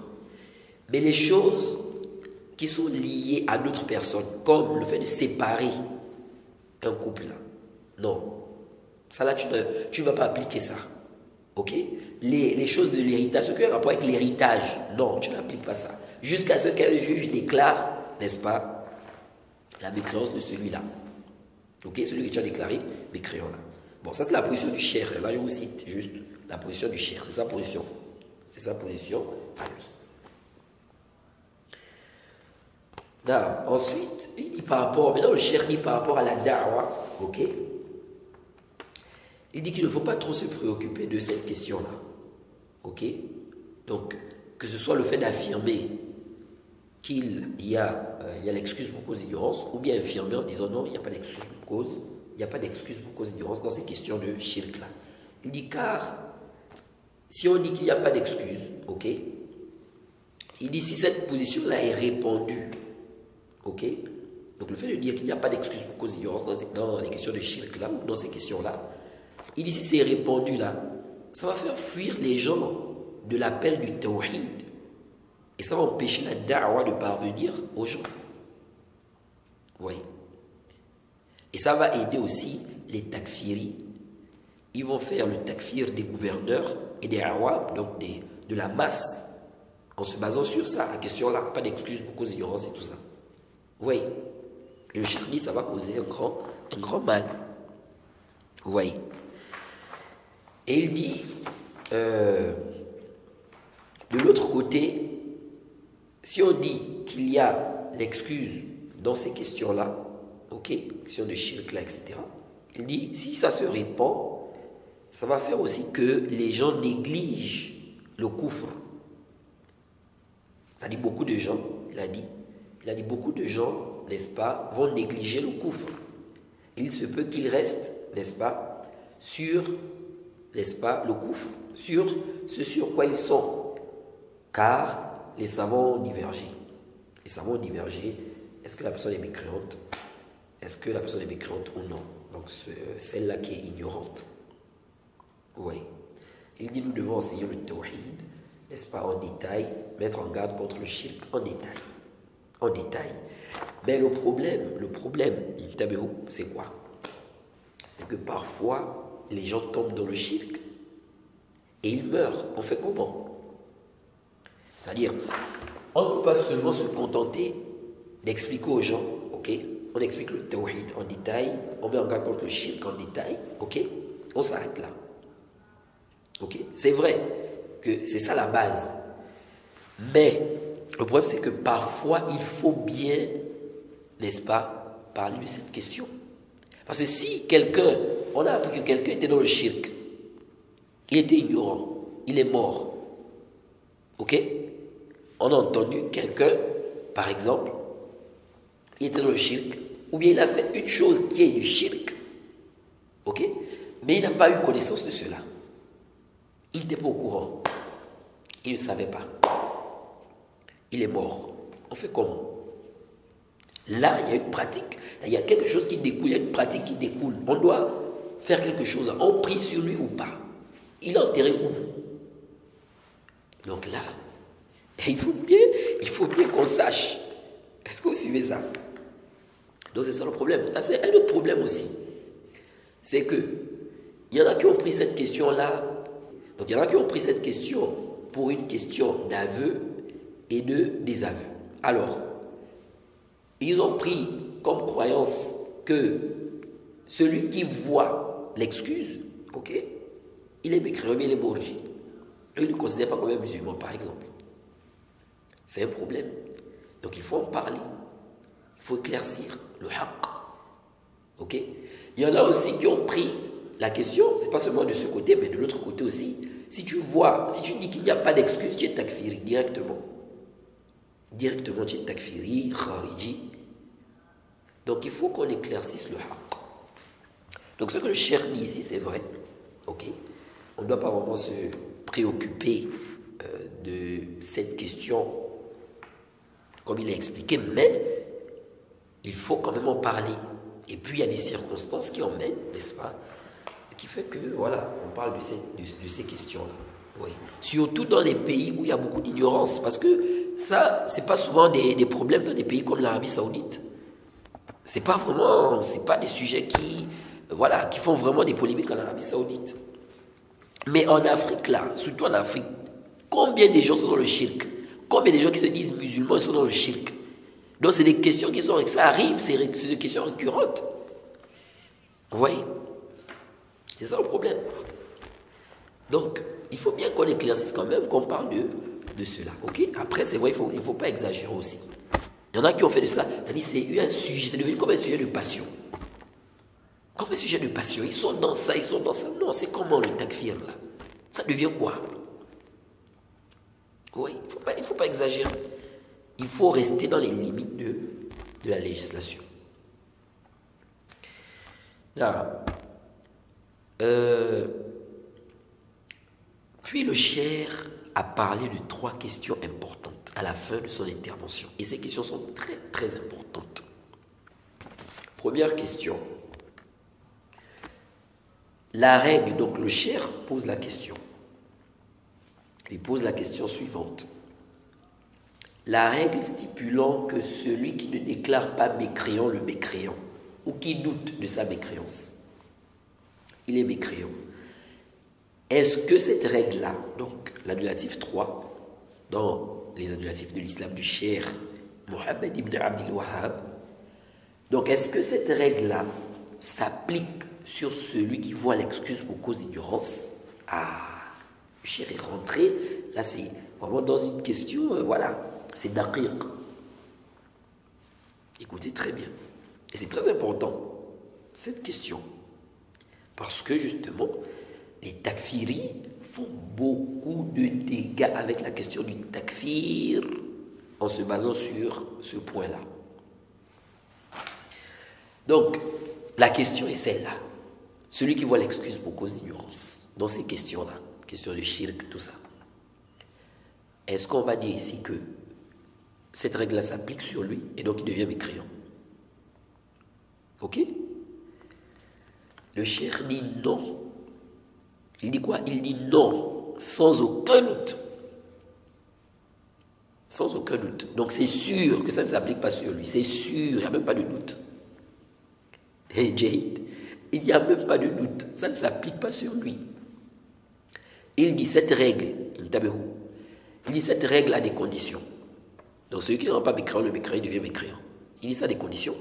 Il dit d'abord, il doit avoir connaissance que celui-là est mécréant. Et c'est vrai. On ne peut pas appliquer ça comme ça. Parce que si on prend cette règle comme ça, on applique ça comme ça de manière absolue, c'est le foufou. Et on tombe dans la croyance, n'est-ce pas, des Khawarij. Si on applique cette règle-là sans principe, on va tomber dans la croyance des Khawarij sans aucun doute. Ok? Tu dis celui qui ne rend pas mécréant, le mécréant, il devient mécréant. Quelqu'un a fait le coufre par contrainte. Ok? Ici, on va appliquer la règle là. Celui qui ne rend pas mécréant, le mécréant, il devient mécréant. Non, tu n'appliques pas ça. Tu ne vas pas appliquer ça ici. Parce que il y a des preuves qui montrent que celui qui tombe dans le coufre en état de contrainte, il n'est pas quoi? Mécréant. Donc on ne fait pas son takfir. Donc ne viens pas avec la règle là. Donc, celui-là qui tombe dans le coufre par contrainte, on ne fait pas quoi? Son takfir. Donc ne viens pas avec cette règle-là. Pourquoi? Car il y a des preuves qui montrent que celui qui tombe dans le coufre par contrainte, il ne devient pas quoi? Mécréant. C'est la même chose ici. Celui qui tombe dans le coufre, le shirk, par ignorance, il ne devient pas mécréant. Dans une chose où il peut être, excusé. Il ne devient pas mécréant. Ok? Donc n'applique pas la règle là ici. Parce qu'il y a des preuves qui montrent que quoi? Que la personne qui tombe dans le coufre ou bien le shirk par ignorance, elle est quoi? Elle est excusée. Ok? Donc, le cheikh dit, donc cette règle, tu ne peux pas l'appliquer de manière absolue en fait. Sinon tu tombes dans la voie des Khawarij, sans aucun doute. Il dit, premièrement, il doit avoir connaissance qu'il est kafir. Ok? Exemple. Et je vous donne un exemple, ce n'est pas le cheikh qui a donné cet exemple-là. Moi je vous donne l'exemple. Je vous donne un exemple pour vous faire encore mieux comprendre la chose. Aujourd'hui, lorsque tu rentres dans une mosquée, n'est-ce pas, tu vois des gens, plein de gens. On fait les khoma, tu vois des gens qui font quoi? Qui vont prier. Ok. Ceux qui sont dans la mosquée là, qui vont prier là, est-ce que parmi eux, il ne peut pas y avoir des mécréants? Est-ce qu'il ne peut pas y avoir des mécréants parmi eux là? Laissons même ça. Quelqu'un, tu le connais. Tu le connais. Ce que tu vois de lui en apparence, c'est l'islam. Ok? Ce que tu vois de lui en apparence, c'est l'islam. Tu n'as jamais vu de lui quelque chose qui montre qu'il a quoi? Qu'il est sorti de l'islam. Ou tu n'as jamais vu qu'il était tombé dans un annulatif de l'islam. Donc tu le considères musulman. Tu le considères musulman, musulman. Mais celui-là que tu considères musulman là, il a une croyance de shirk. Il a une croyance de quoi? Une croyance de shirk. Et il est au courant que c'est du shirk. Mais il persiste dans ça. Ok? Il suit sa passion. Ça, c'est un mouchrik. c'est un mushrik. Jade, même si c'est seulement dans la croyance. Ok? Le shirk, ce n'est pas seulement dans l'acte, même dans la croyance aussi, il y a le shirk. Ok? Donc celui-là est mushrik. Mais toi, tu ne sais pas. Tu le considères musulman. On va dire ici que celui qui n'a pas mécréant, les associateurs, il est mécréant, et puis on va appliquer ça sur toi, alors que tu n'es pas au courant. Non. Donc ça veut dire quoi? Ça veut dire que la règle, on ne peut pas prendre ça comme ça. Ok? Donc le cheikh a dit, il faut qu'il ait connaissance que celui-là est mécréant. Ok? Et puis il dit, deuxièmement, le cheikh dit, il ne faut pas qu'il croie qu'il y a un empêchement de faire son takfir. Et ça c'est très important. Donc s'il croit qu'il y a un mader, ça il y a une chose qui m'empêche, mais il y a une chose qui empêche de faire le takfir, tu n'appliques pas la règle là ici. Ok? Oui, ce qu'il a fait c'est du kufr. Oui, ce qu'il a fait c'est du shirk. Mais il y a quelque chose qui m'empêche de faire son takfir. Qu'est-ce qui empêche de faire son takfir? Le jahl. Donc tu ne peux pas appliquer la règle là. Oui, il a insulté le prophète, c'est vrai, c'est du kufr. Mais il n'est pas mécréant. Car il y a une chose qui m'empêche de faire son takfir. C'est quoi? La contrainte. Donc ne viens pas appliquer la règle là ici. Celui qui n'a pas mécréant, le mécréant. Non. Il n'est pas mécréant en soi. Pour lui, il n'est pas mécréant. Oui, il est tombé dans le kufr, mais il n'est pas mécréant. Ce n'est pas tout celui qui tombe dans le kufr qui devient quoi? Mécréant. Donc il n'est pas mécréant. Est-ce que vous suivez ça? Parce que ce que beaucoup aussi ne comprennent pas, il faut regarder souvent, ou bien il faut toujours regarder, lorsqu'on parle des questions du kufr là, la illa du takfir, la raison du takfir. Pourquoi un tel devient mécréant? Il ne suffit pas de répéter comme ça, non, il devient mécréant, non. Pourquoi il devient mécréant? Donc, dans cette question-là, lorsque toi tu viens, tu dis, si tu vois l'excuse, parce qu'il y en a, ils sont arrivés, c'est ceux qui a vraiment, comment on appelle ça, c'est ceux qui ont embrouillé Al-Hazibi. Il a exagéré dans les questions du takfir, jusqu'à faire le tasalsul dans le takfir. C'est dangereux. Lorsque tu viens dire que c'est un aqid, le fait de voir l'excuse là, c'est quoi la illa du takfir? C'est quoi la illa? Maintenant, cette illa là, il faut regarder si cette illa, si cette illa là, cette cause là, se trouve sur celui qui a fait le takfir. Parce qu'il ne t'a pas dit il n'a pas nié les textes qui montrent que quoi? Que celui qui tombe dans le kufr, le shirk, devient quoi? Mécréant. Il ne nie pas ces textes-là pour que tu viennes dire que non, il est devenu mécréant. Il te fait comprendre que ces textes-là, il ne faut pas les comprendre comme ça de manière absolue. Il y a des exceptions, il y a des cas, il y a des situations où la personne ne devient pas mécréante. Sur base des textes. Comme la question de quoi? La contrainte. Donc ici, tu ne peux pas dire qu'il n'a pas nié les textes là. Il te fait simplement comprendre qu'il y a des textes qui montrent que dans telle situation, on ne fait pas le takfir. Tu peux ne pas être d'accord avec lui au niveau de l'istidlal, ça c'est autre chose. Ok? Mais ne viens pas dire ici qu'il a nié les textes qui montrent que celui qui tombe dans le kufr, le shirk, il sort de l'islam. Non. Là, tu es en train de faire... Parce que s'il faut fonctionner comme ça, là, on peut renverser la chose. Lui, il peut dire quoi? Il peut dire que toi, tu as nié les textes qui montrent, ok, que celui qui tombe dans le kufr ou le shirk, par ignorance, il ne sort pas de l'islam. Tu as nié ces textes-là. Et donc, celui qui nie ces textes-là, il devient mécréant. J'avais déjà expliqué cette chose-là. On peut renverser ça. On renverse l'argument, là. Est-ce que vous suivez ça? Parce que lui, il voit, comme toi tu vois, ok, que ces textes-là, on prend ça comme ça, de manière absolue. Il n'y a pas d'exception, ok? Lui, il voit aussi que ces textes-là, ok, prouvent que celui qui tombe dans le kufr ou le shirk par ignorance, il ne sort pas de l'islam. C'est sa conviction, ok? Toi, ta conviction, c'est que ces textes-là sont généraux, il n'y a pas accepté ici, on n'accepte pas. Ok? C'est ta conviction.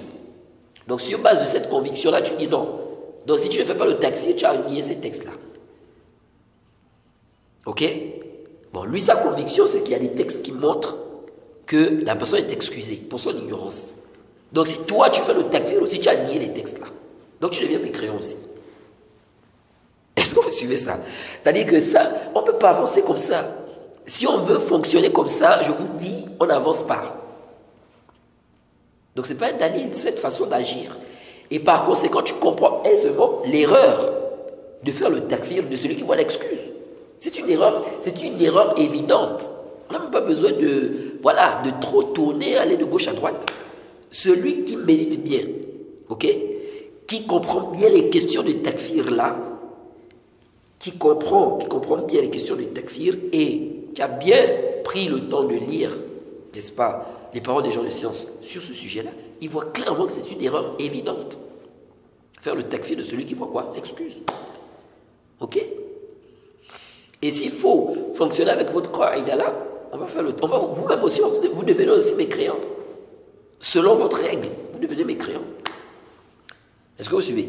Et s'il faut suivre votre logique, selon votre règle, vous devenez mécréant. Parce que pourquoi votre conviction, c'est ce qu'on doit suivre et pas la conviction des autres? C'est ça le problème. Toi, ta conviction, c'est que les textes là, on ne doit pas accepter. Lui, sa conviction, on l'accepte. Pourquoi ta conviction? Pourquoi pas la conviction de l'autre? Vous avez compris ça? Donc, c'est un peu ça. Donc, il faut regarder la règle du takfir. Donc, ce n'est même pas, et c'est pourquoi je dis, c'est même dangereux.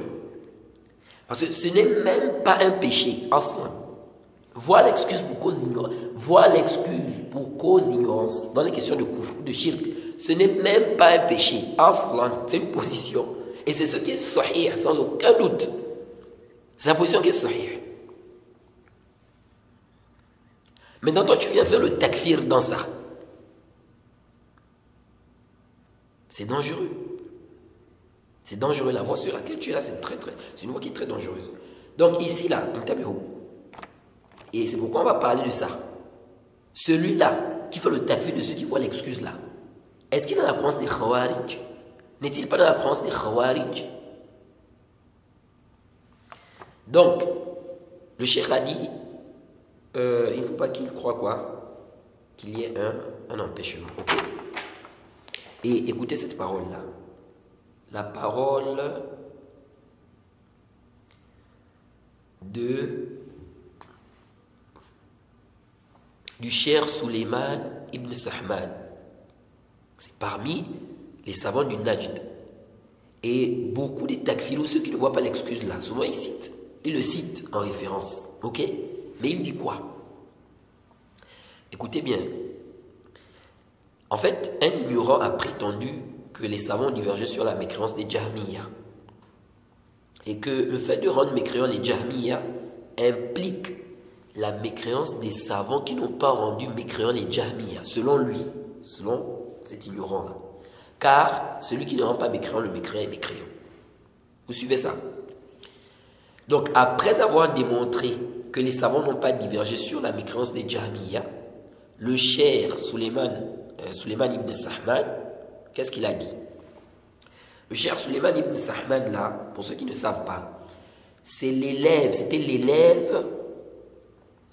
l'élève du petit-fils du cheikh Mohammed ibn Abdul Wahhab, qui se nomme Abdurrahman ibn Hassan. Ça, c'est le petit-fils du cheikh Mohammed ibn Abdul Wahhab. Son petit-fils là, c'était le cheikh du cheikh Suleiman ibn Sahman.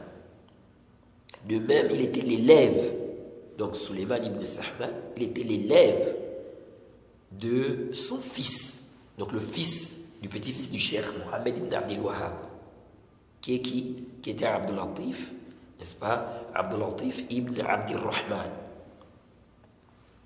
Bref, donc, qu'est-ce qu'il a dit? Il dit, écoutez bien, si on suppose qu'une personne, parmi les savants, s'est abstenue de rendre mécréant un parmi ses ignorants suiveurs aveugles des Jahmiya, ou ces ignorants suiveurs aveugles des adorateurs des tombes, il est possible de l'excuser en disant qu'il s'est trompé et est excusé. Nous ne disons pas qu'il est mécréant, car il n'est pas infaillible et le consensus en cela est péremptoire. Et ce n'est pas une innovation qu'il se trompe. Ceux qui sont meilleurs que lui, ok, se sont trompés. Ceux qui sont meilleurs que lui, n'est-ce pas, se sont trompés, tels que Omar ibn al-Khattab, ok. Lorsqu'une femme avait attiré son attention au sujet de la dot, il est revenu sur sa position et concernant l'autre sujet. Bon, cette histoire-là, elle est faible. La question de... On dit qu'Omar est revenu sur sa position par rapport à la question de la dot, une femme qui avait, n'est-ce pas, attiré son attention. Donc il dit, de même que d'autres parmi les compagnons, se sont trompés. Il dit, le Cheikh al-Islam a mentionné dans son livre, Raf al-Malam, ce livre-là qui est connu, il a mentionné là-bas 10 causes, n'est-ce pas, pour lesquelles on excuse les savants dans les sujets sur lesquels ils se sont trompés. Ce sont des mujtahidoun. Ensuite, il dit, écoutez bien, quant au takfir, c'est-à-dire le takfir de celui qui s'est trompé, ceci est un mensonge et une implication qui est fausse. Donc cette implication-là, que comme si tu dis que les savants ont rendu mécréants les Jahmiya, donc les savants qui n'ont pas rendu mécréants les Jahmiya, ok, selon lui, donc les savants qui n'ont pas rendu mécréants les Jahmiya, il faut faire leur takfir parce que celui qui ne rend pas mécréant le mécréant, il est mécréant.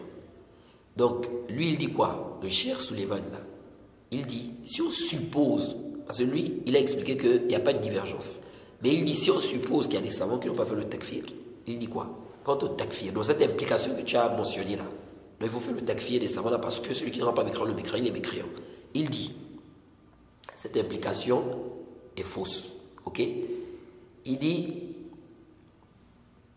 quant au takfir, donc je reprends ses propos, quant au takfir, c'est-à-dire le takfir de celui qui s'est trompé, ceci est un mensonge et une implication qui est fausse, car aucun savant n'a rendu quelqu'un mécréant parce qu'il s'est abstenu de rendre mécréant une personne.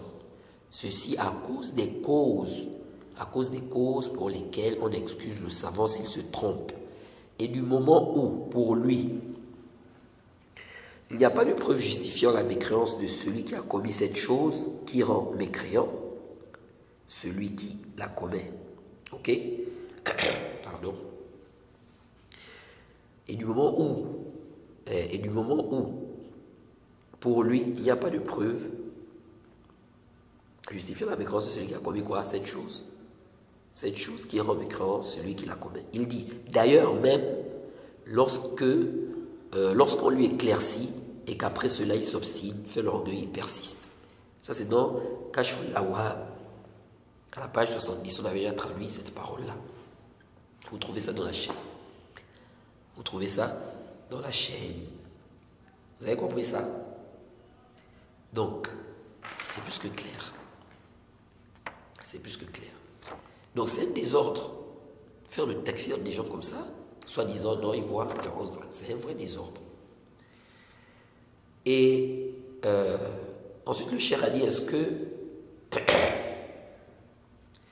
celui qui voit l'excuse, la gorge me fait un peu mal, je m'excuse, rapidement on va terminer ça. Il dit, est-ce que celui qui voit l'excuse est mourji, comme on l'entend beaucoup? Il dit, celui qui connaît les fondements, donc le Cheikh Suleiman al-Ruhaili, il dit, celui qui connaît les fondements de la croyance, c'est sans doute qu'il n'est pas mourji. Ok? Il dit, s'il croit que la foi et parole et acte, elle augmente, elle baisse, que la mécréance n'est pas limitée au reniement, ok? Il dit, il n'est pas mourji. Il n'est pas dans l'irja. Il ne peut pas être mourji. Il ne peut pas être dans l'irja. Il n'est pas permis de l'accuser d'irja. Ok? Il dit accuser d'irja, c'est une grande injure. Si la personne ne mérite pas cela. Et insulter le musulman, c'est une perversité. Ok?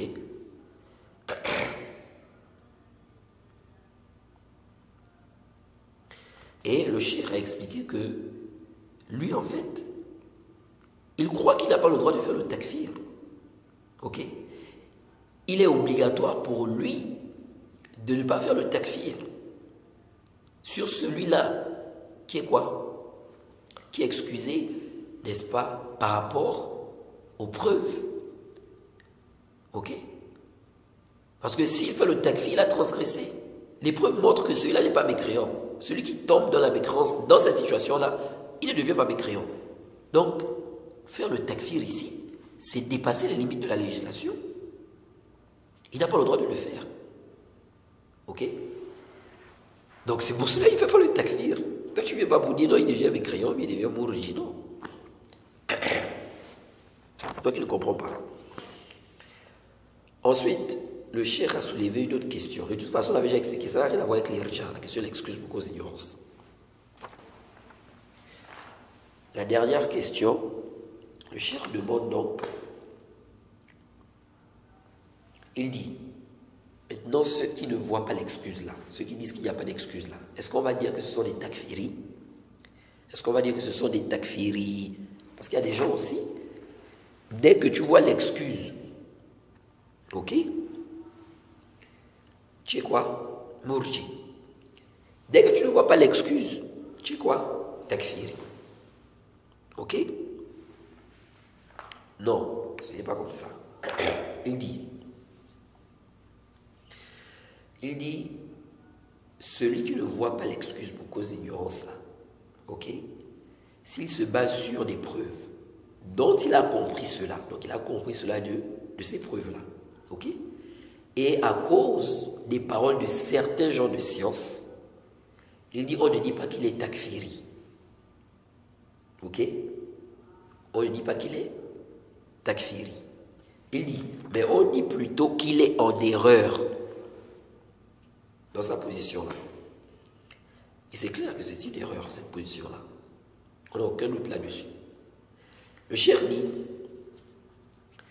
sachant que certains takfiris prennent cet avis-là, donc cet avis disant qu'il n'y a pas d'excuse, ils prennent ça pour propager, pour faire passer, en fait, ils propagent cet avis-là pour faire passer leur faux manhaj du takfir. Vous voyez? Donc, ils prennent cette position-là, non, il n'y a pas d'excuse là. Ils prennent ça, ils propagent cet avis-là pour faire passer leur passion-là, le goût du takfir. Parce qu'il y a des gens qui ont le goût du takfir, en fait. Ils ont un goût là, déclarer les gens mécréants. Donc le cheikh a conclu donc avec cela et il a dit que s'il ne craignait pas, d'être long, donc de tirer sur le sujet, il allait encore plus détailler le sujet. S'il ne craignait pas d'être très long ou d'être long sur le sujet, donc il dit qu'il allait plus détailler le sujet. Alors ici là, il y a une annotation par rapport à cette dernière partie. Si la question se limitait seulement là, c'est-à-dire quelqu'un voit qu'il n'y a pas d'excuse pour cause d'ignorance, ok? Donc ça se limite là. Si c'était juste ça, la question devait être quoi? Moindre, ok? Mais lorsque la personne quitte de cette sphère-là, elle va plus loin. Tout celui qui n'est pas d'accord avec elle, il est mécréant. Et tout celui qui ne va pas faire le takfir de celui-là, il est mécréant. Et tout celui qui ne va pas faire le takfir de l'autre-là, il est mécréant. Et tout celui, donc, elle fait un enchaînement de takfir comme ça. Ça là, on dit tu es takfiri. Ok? Tu es takfiri. Et ici, ça se limitait seulement au niveau de ta position. Bon, ta position, c'est que tu ne vois pas le 11 bil jahl, l'excuse pour cause d'ignorance, khalas. Mais tu ne traites pas les autres de mécréants, ou bien de jahmi, ou bien de mourji. Ok? Donc tu ne vois pas l'excuse, c'est ta position, khalas.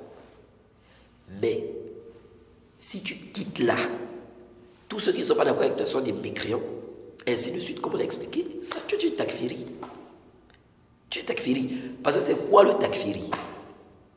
Le takfiri, c'est celui-là qui fait le takfir sans droit. Ok? Celui qui fait le takfir sans droit, c'est lui le takfiri. Est-ce que vous suivez ça? Maintenant, on avait expliqué que on accepte les questions où il y a divergence. Ok? Ça veut dire quoi? Je m'explique. Par exemple, les savants ont divergé. Celui qui ne donne pas la zakat. Ok? Celui qui ne donne pas la zakat. Est-ce que celui-là est musulman? Il ne donne pas la zakat par avarice. Par avarice. Les savants ont divergé par rapport à son cas. Ok? Est-ce que ici, là, si quelqu'un a pris la position que celui qui ne donne pas la zakat, il est mécréant. Ok? Si quelqu'un prend cette position-là, est-ce que ici, là, j'ai le droit de venir dire qu'il est takfiri? Parce qu'on a dit le takfiri, c'est celui qui fait le takfir sans droit. Donc si on dit que ce qui est sahih, ce qui est juste dans les textes, dans la législation, c'est que celui qui ne donne pas la zakat par avarice, il ne sort pas de l'islam. Donc ça veut dire quoi en réalité? Si on se base sur la définition, ok? Ou bien si on regarde, n'est-ce pas, ce qu'on a dit sur le takfiri, en réalité ça veut dire que faire le takfir de celui qui ne donne pas la zakat, c'est un takfir sans droit. Parce que la législation, les textes montrent qu'il n'est pas quoi? Les textes montrent qu'il n'est pas mécréant. Mais ici, là, je ne peux pas dire que celui-là est takfiri. Celui qui va faire le takfir de celui qui ne donne pas la zakat. Pourquoi? Parce qu'il y a une divergence entre les gens de la sunna sur ce sujet. Ok? La magie. Il y a une catégorie de magie. On a une catégorie de magie, n'est-ce pas? Dans laquelle les savants ont, ou sur laquelle les savants ont divergé. Est-ce que ça fait sortir de l'islam ou pas? Ok? Ici aussi, tu ne vas pas appliquer cela, tu ne vas pas dire que celui qui a fait le takfir est takfiri. Ok? Donc les questions où la divergence, il y a divergence, où la divergence est considérée, on n'applique pas, on ne dit pas ici que la personne est takfiri. Ok? De même, tu ne dis pas aussi que l'autre qui a pris l'autre position est mourji. Maintenant, la question qui se pose, la question est l'excuse pour cause d'ignorance là. Est-ce qu'en réalité, c'est une divergence qu'on doit considérer, qui est considérée? Est-ce que cette position-là, en réalité, c'est une position, donc le fait de dire qu'il n'y a pas d'excuse pour cause d'ignorance, est-ce que cette position-là, en réalité, c'est une position qu'on doit considérer même? Est-ce que vraiment cette position-là a des fondements, n'est-ce pas, des gens de la sunna, ou bien c'est une position en réalité qui renferme des fondements des mu'tazila? C'est là le problème. C'est là le problème. Et ça, il faut vraiment qu'il y ait une étude là. Cette divergence-là, est-ce qu'on doit accepter ça? Celui-là, il ne voit pas l'excuse. Ok? Celui-là voit l'excuse. Ok, ceux qui ne voient pas l'excuse là, cette divergence, on doit accepter. On doit prendre cette position. C'est-à-dire, on doit accepter cette divergence-là avec eux. Bon, il a pris la position qui ne voit pas l'excuse, il n'y a pas de problème. C'est sa position. On doit accepter ça. C'est ça le problème ici. Jay? Parce que cette masse-là, si on regarde bien, il y a un vrai ishkal. Ceux qui sont partis dans la position qui n'a pas d'excuse là, il y a un vrai ishkal dans leur position là. Est-ce que ça, c'est une position qui est dans les usul des gens de la sunna, en réalité? Ne pas excuser celui qui tombe dans le koufr ou le shirk.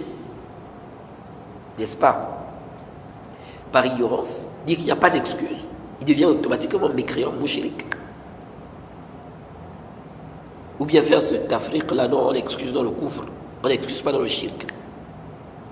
D'autres même sont allés à dire, on ne dit pas qu'il est mécréant, on dit pas aussi qu'il est musulman. Kef. On ne dit pas qu'il est mécréant, on ne dit pas qu'il est aussi musulman. Ça réellement c'est une position qui tire ses usul chez les gens de la sunna. Donc, il y a cette question. Maintenant, il y a une autre question. La question du takfir de celui qui voit le uzr. Ça, là, il n'y a pas une divergence à accepter ici. Faire le takfir de celui qui voit l'excuse. Il y a une divergence ici. Ou il y a une divergence qu'on doit accepter ici. Il n'y a pas de divergence là. Non. On ne peut pas accepter la divergence ici. Faire le takfir de celui qui voit l'excuse, on ne peut pas accepter là. On peut accepter la divergence. Ok? On ne peut pas accepter la divergence là. Donc il n'y a pas de divergence ici. Tu ne peux pas dire que celui qui voit l'excuse, c'est un mécréant, il est dans un étude de l'islam, c'est un mécréant, il est devenu mécréant, mouché le kafir. Tu veux le takfir des gens comme ça. Toi là, tu es un takfiri. Plus que ça, tu es un khariji. Tu es un khariji. Donc celui qui dit que celui qui voit l'excuse, il est mécréant, il devient mécréant. Celui qui ne fait pas son takfir aussi devient mécréant. Celui qui ne fait pas son takfir aussi devient mécréant, ainsi de suite. Ça là, c'est la croyance des khawarij. Jade. Parce que les khawarij, qui sont les khawarij en réalité? Les khawarij, quand on parle de la question du takfir, ce sont ceux-là qui, n'est-ce pas, font le takfir pour des choses qui ne faut pas sortir de l'islam. Que ça soit un grand péché ou un petit péché, ou même une chose qui n'est même pas un péché. J'avais déjà montré, j'avais mentionné des paroles des savants qui prouvent clairement cela. Vous avez compris ça? Dire que les khawarij sont ceux qui voient souvent le takfir de celui qui commet des grands péchés. Non, ce n'est pas juste ça. Ce n'est pas juste ça. Les khawarij, c'est plus que ça. Ils font le takfir des gens, même pour des choses qui ne sont pas du tout des péchés. Même pour des choses qui ne sont pas, qui ne sont pas des grands péchés. Et j'ai mentionné les propos du Cheikh l'Islam, des savants qui ont confirmé cela. Ok? Et peut-être un jour on fera un audio où on va bien parler de la croyance des khawarij par rapport à la question du takfir là. Maintenant, ce que je veux dire là, c'est très daqiq. Ou c'est daqiq. Suivez attentivement. On enlève les questions où il y a divergence. Ça ne rentre pas là-dedans. Parce que les khawarij ne sont pas les seuls à avoir ça. Il y a une divergence entre les gens de la sunna. Donc, ça là, on enlève ça. Une divergence entre les gens de la sunna considérée. Ok? Donc, là où il y a une divergence, par exemple, Tariq as-Salah. Moi, je suis d'avis que celui qui délaisse la prière, il n'est pas mécréant. Ok? C'est ma position. Je suis convaincu de ça. Mais je sais qu'il y a des savants qui rendent mécréant celui qui délaisse la prière. Mais est-ce que je veux dire que celui qui rend mécréant, il est khariji? Le khariji fait le takfir pour une chose qui ne fait pas sortir de quoi? Qui fait sortir de l'islam. Ok? Que ça soit un grand péché, ou bien quoi? Ou bien un petit péché. Ou même une chose qui n'est même pas un péché. Délaisser la prière, c'est un péché, c'est un grand péché. Ok? Il voit que celui qui délaisse la prière, il devient mécréant. Je veux dire qu'il est khariji. Parce que pour moi, ici, là, délaisser la prière, c'est quoi? Ce n'est pas l'annulatif de l'islam. C'est un grand péché. Ça fait partie des grands péchés. Ok? Celui qui fait ça, il est dans un grand danger. Il est dans un très grand danger. Mais ça ne fait pas partie des annulatifs de l'islam. Donc moi, c'est ma conviction. Donc si on regarde, selon, n'est-ce pas, la définition des khawarij, par rapport à la question du takfir, en réalité, celui qui fait le takfir de celui qui délaisse sa prière, pour moi, il est en train de faire un takfir pour une chose qui est quoi? Un grand péché. Un grand péché. Donc, un grand péché qui n'est pas quoi? Un annulatif de l'islam. Mais je ne peux pas dire qu'il est khariji, parce que ce n'est pas quelque chose qui est spécifique au khawarij. Il y a une divergence entre les gens de la sunna sur celui qui délaisse quoi? La prière. Donc je ne peux pas le classer parmi les khawarij. Vous me comprenez là? Maintenant, toi, tu viens faire le takfir de celui qui voit le Udhr bil Jahl. Ok? Et tu fais une silsila de takfir comme ça là. Ici, là, tu es en train de faire le takfir pour une chose qui est quoi? Qui n'est même pas un péché. Parce que voir le Udhr bil Jahl, voir l'excuse, voir le Udhr bil Jahl, ce n'est même pas un péché. Ce n'est même pas un péché en soi. C'est un avis des savants, c'est une position. Et c'est ce qui est sahih, sans aucun doute. Ok? Donc, faire le takfir ici, en réalité, tu es en train de faire le takfir pour une chose qui n'est même pas un péché. Ce n'est même pas un péché. Donc, en réalité, c'est la croyance des khawarij. C'est la croyance des khawarij. Ok? C'est la croyance des khawarij. Donc, voilà un peu ce que je voulais dire par rapport à ce sujet. Peut-être on en parlera encore un autre jour, plus en détail, parce que j'ai la gorge qui me fait un peu mal. Mais voilà. Après, là on parle de la sentence générale. Ça ne veut pas dire que voilà, tout celui qui va faire telle ou telle chose, automatiquement le classe de Khariji. Non. Ok. Là on parle d'abord du ta'sil. Ok. Ça, on appelle ça quoi? Le ta'sil. C'est-à-dire qu'on met d'abord des bases. On explique d'abord la base. Ok. Le ta'sil. Donc, voilà ce qu'on peut dire. Allah nous facilite, qui nous accorde la compréhension de sa religion. Vraiment, je m'excuse pour ma voix. Mais voilà, bon. J'ai une grippe qui m'embête depuis là. Et donc, ma voix aussi, qui est un peu partie. Ce qui fait même que je pense que je ne pourrais pas, parce qu'il y a des cours que je dois dispenser. Je pense que je ne pourrais pas faire ces cours-là dans cette semaine, sauf si je retrouve ma bonne santé. Donc voilà, qu'Allah nous accorde la compréhension de sa religion. Et j'espère que tout ce qui a été dit là sera profitable. Qu'Allah nous accorde la compréhension de sa religion, qu'il nous pardonne et qu'il guide vraiment ceux qui se sont embrouillés sur ces sujets-là, qu'il les ramène au haqq. Qu'Allah nous facilite. Wa subhanaka Allahumma wa bihamdik wa ashhadu an la ilaha illa anta astaghfiruka wa atubu ilayk.